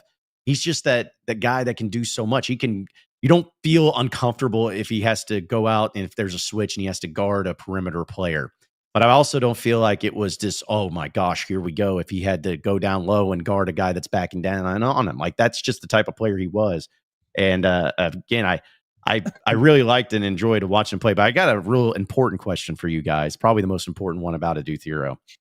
Do we have a story as why his avatar on Instagram is Courage the Cowardly Dog with money surrounding him? Is there a story behind that? Is there something I missed? And if not, that's okay. It doesn't really matter. But I saw that and I was like, what does that mean? But just something that fascinated me. I mean, hey, he's about to get paid. Yeah. Listen, I got nothing on that standpoint here. Maybe now that he's done as a Hog, we just hit him up and he'd answer right away. So we'll see if we can get to the bottom of that for sure. But as you guys have been talking, I've been working up a list here that we'll be able to talk about. Trevin Brazile, top priority, right? Like we all agree with that. Now, and here's the thing, is this is like priorities change and thought processes change because for me, for a while, and I know I've been talking about it on the pod this morning, on the show today, like, well, if DJ Wagner leaves, they'll be fine. And I still think that they will. But now here I am as Adou leaves going, man, it sure would be nice to have DJ back, and another third year guy, coming back in the program and everything, that experience in the backcourt. Love me some Carter Knox and some Billy Richmond. And obviously Trevin, who's been around for a while. All those guys are now battle tested in the NCAA tournament under John Calipari, and all that stuff matters so much. But the multi-year factor there is important to me. And so now I'm looking at DJ going, I would love to have him back. The question is, how would it work with all the fits and the pieces that you have to put into place? Maybe you wind up playing some small ball, whatever. Outside of Trevin, though, what do we think at the 4? Okay. Like the most important attributes to have to complement him. Cause I think you can go a number of different ways. And I've got some names that I'll throw out there to you guys in a couple minutes, but you could go like, hey, try to find somebody in that Adou Thiero mold, right? Who does the same thing that you got the strength and the powerful downhill stuff, maybe some guard skills to go along with Trevin's length and his 3-point shooting, and you do it that way. Or maybe you try to add more shooting at that spot since you have availability there. Maybe you go with a wing who, like a 3/4, like a Nate Ament, for example. And then you decide, but then on the periphery of our roster, we add a backup big, just in case there. So we have some insurance. I think there's a million different ways you could go.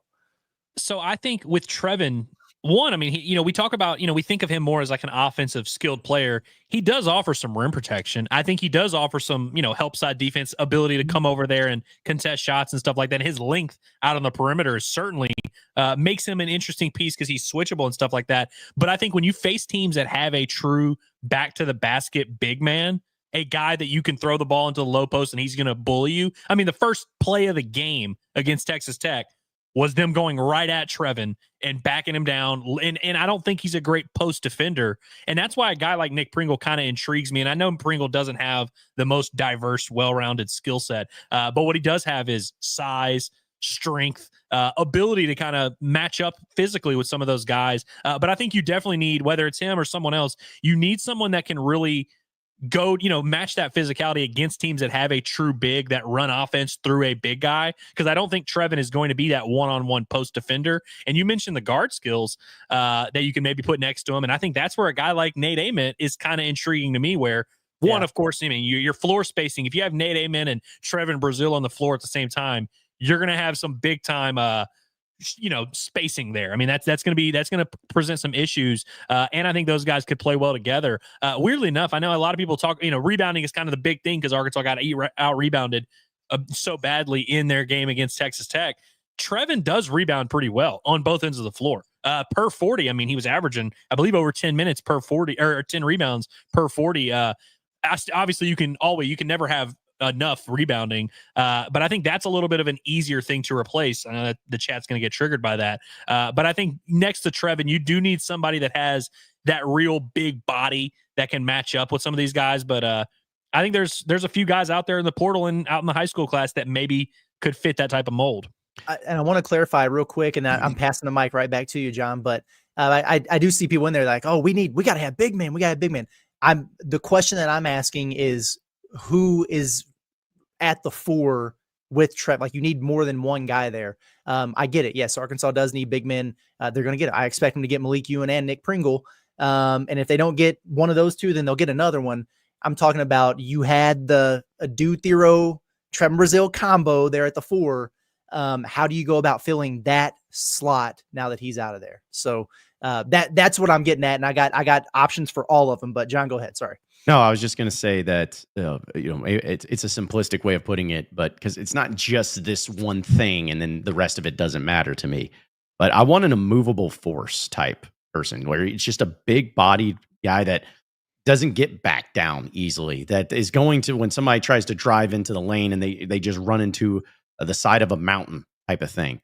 Obviously, I want to have other skill sets that they can do. I want to be able to have them where they can hit shots and hit their free throws and do some things offensively. But I just think having that type of guy down low, where if you're the opposing team, you're a guard and you're going to go and drive the lane, just know you better get the shot off before you get to that point, because he's either going to block it or it's going to hurt you, because he's not just going to be one of those situations. Like, I'd love to have one of those guys that can just be that big, able-bodied player that sets his ground and goes from there. Again, I'm not going to be pissed if the next player that they have playing at the 4 is not exactly that. It's just, I know you're going to be going up against a lot of different teams that have a lot of physicality, that have a lot of people that are going to see, and I love Trevin Brazil. He's on my no slander list, but they're going to see Brazil. They're going to be, hey, go at this guy, force him to make a play, get in foul trouble. I want to see, all right, well, if you try to do that at Brazil, don't worry. We'll have this other guy waiting for you, and you can try that stuff, and it ain't going to work very well for you. So that's what I would be looking at. Curtis, you're going to be stunned to hear this, but my mind always goes to, what could be the coolest small ball lineup Arkansas has? That's always where my brain goes. I've long been wanting to do that. How much? I mean, Carter Knox is a guy, what is he, 6'6", maybe 6'7"? Do you see any path to Carter Knox having some time at the 4. And I think Amen is also another guy that, of course, he's 6'9". He's more of a wing guard type. Do you think either one of those guys, obviously, you wouldn't want to like just roll with those guys as you're starting 4, but do you think some of those guys are going to be able to fill some of those minutes at the 4? I do, but it's so matchup dependent to where I feel like you've got to have the other option there. And he doesn't have to be as good or as talented or whatever as Thero. You might get more talented additions. And I think I'm picking up what you're putting down and what you're hitting at. But I still think you got to have that, because one of the things that scared me about Trevin when Adu was hurt, or just that spot in general, where maybe it was Carter and he spent some time there. Billy, a little bit, you had some of that, but where did Arkansas run into trouble? It was those Adu Thero type 4s that they saw. It was Colin Murray Boyles. They didn't have a matchup for him.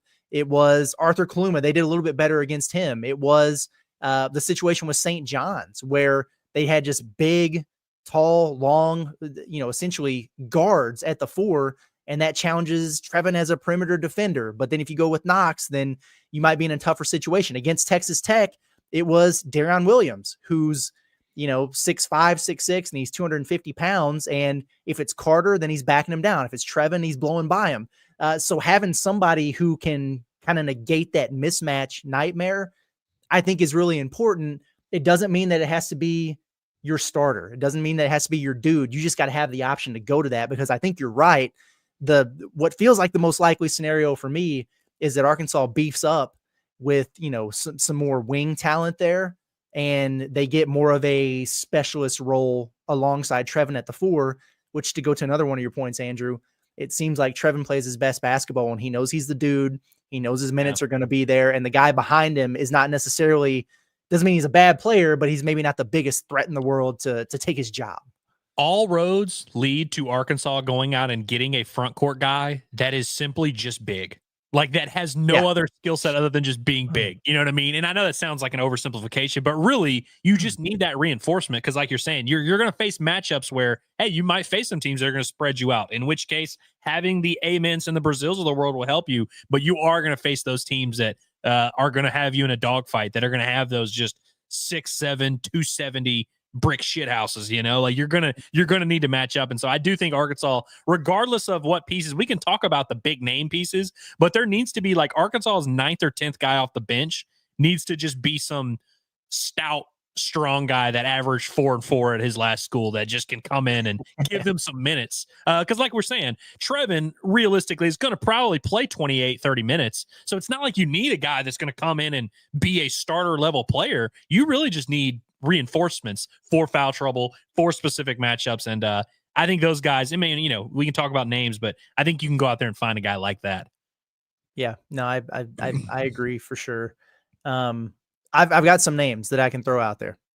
Okay? Let's hear them. Like, if we're looking for somebody to come in and be a Adu Thero or close to a Adu Thero, like if you're trying to replace him with what you're losing in him type of guy, there's maybe 3 names that would make a little bit of sense to me. One is the guy that we just talked about, is Darion Williams. He's doing a thing where he declared for the draft, but he also entered the transfer portal and is keeping his options open. The thing that's scary about that is you got to wait it out, because he's probably going to do workouts. Does he get a G League combine invite or whatever? I think he ultimately comes back to college. But do you go out, and if you can get and land a Nate Ament, do that, and then you have the ability to play that waiting game. And if he becomes available a little bit later, you go out there and snag him, and then you're ridiculously deep and talented. And hell, people might say that's crazy, but we're talking about building a championship caliber roster. So is it really that crazy? So he would be a guy who would really fit that mold, probably as close to a samesies or upgrade that you could get there. Another one who I think is like a poor man's Darion Williams in a way is Lawan Watts out of Washington State. About the same size. He's like in that 6'6" range, 235 pounds, booty ball player, can score in the post. He's like a matchup problem. He shot the 3 at 40%, needs a little bit more volume there.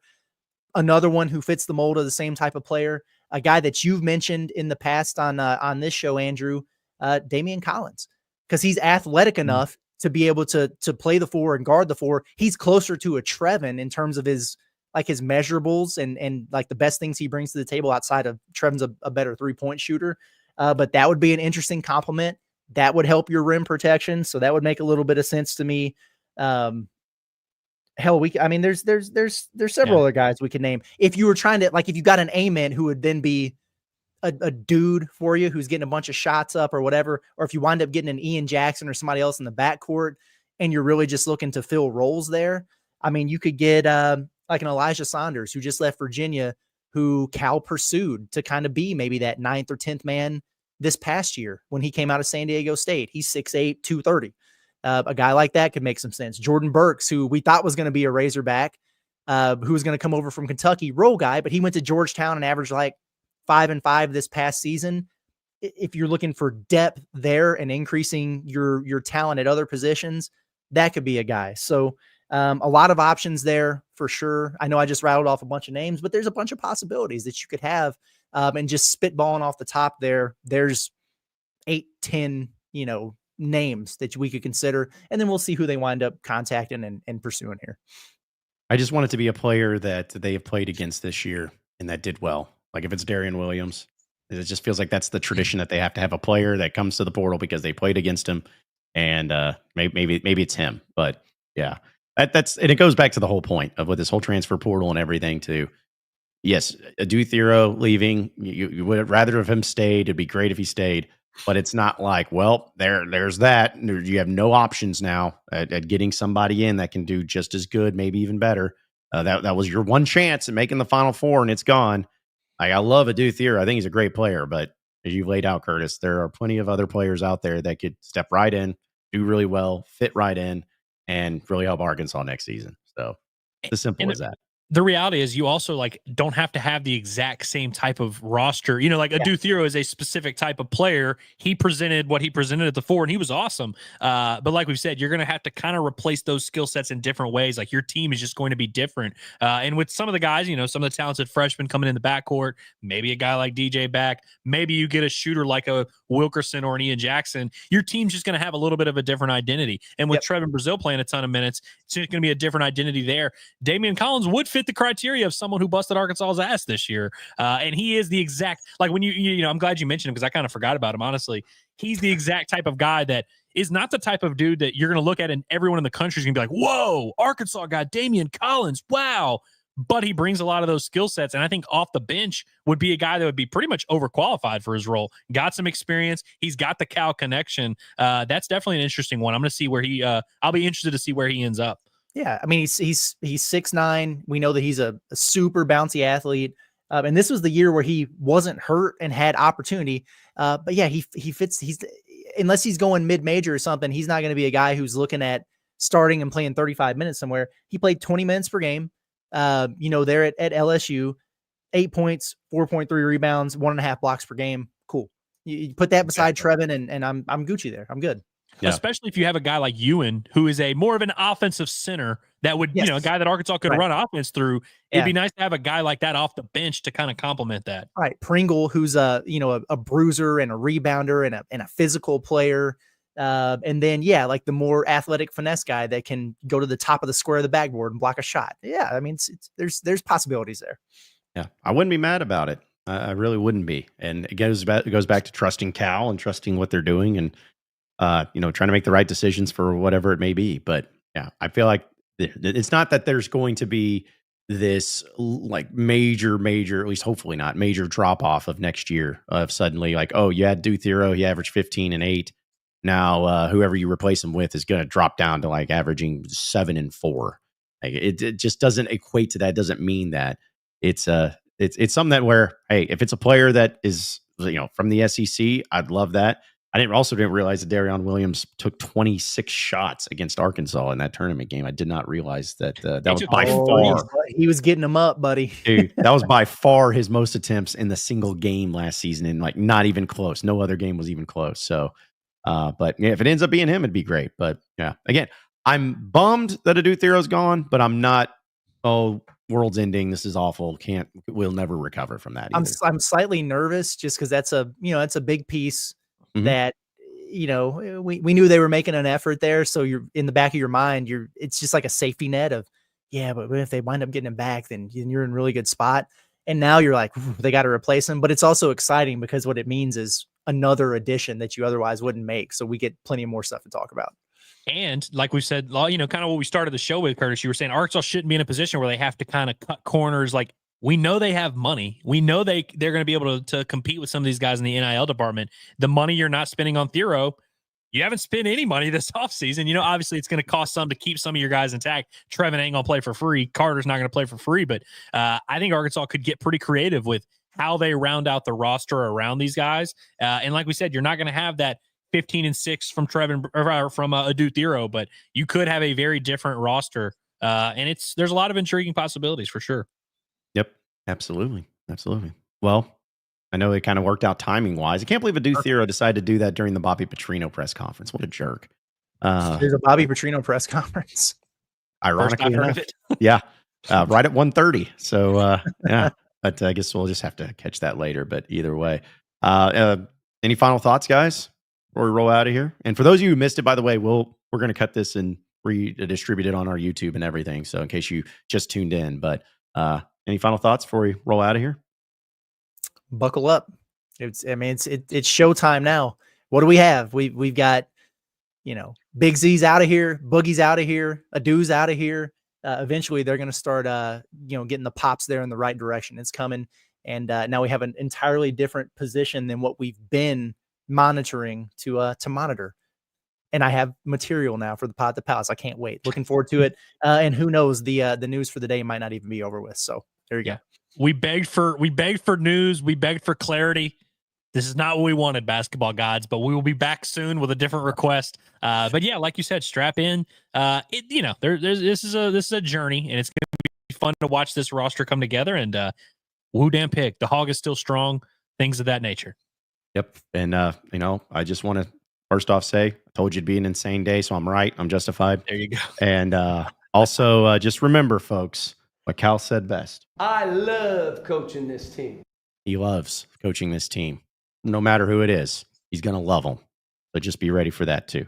But appreciate each and every one of you listening and watching in Inside Arkansas Live. Be sure to subscribe to us here at Inside Arkansas on our YouTube page, as well as on our website. You can find all the latest and greatest up-to-date information, all things Razorbacks at InsideArkansas.com. You can follow us on social media. You can find our podcast, whether it's Inside Arkansas Live, Pod at the Palace, or the Bombastic Podcast, wherever podcasts are found.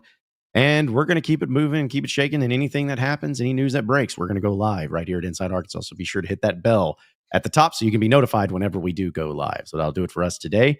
For Andrew Ellis and Curtis Wilkerson, I am John Neighbors. Same sports show, same sports channel. Tomorrow at noon. Have a great rest of your day, everybody. We'll see you then.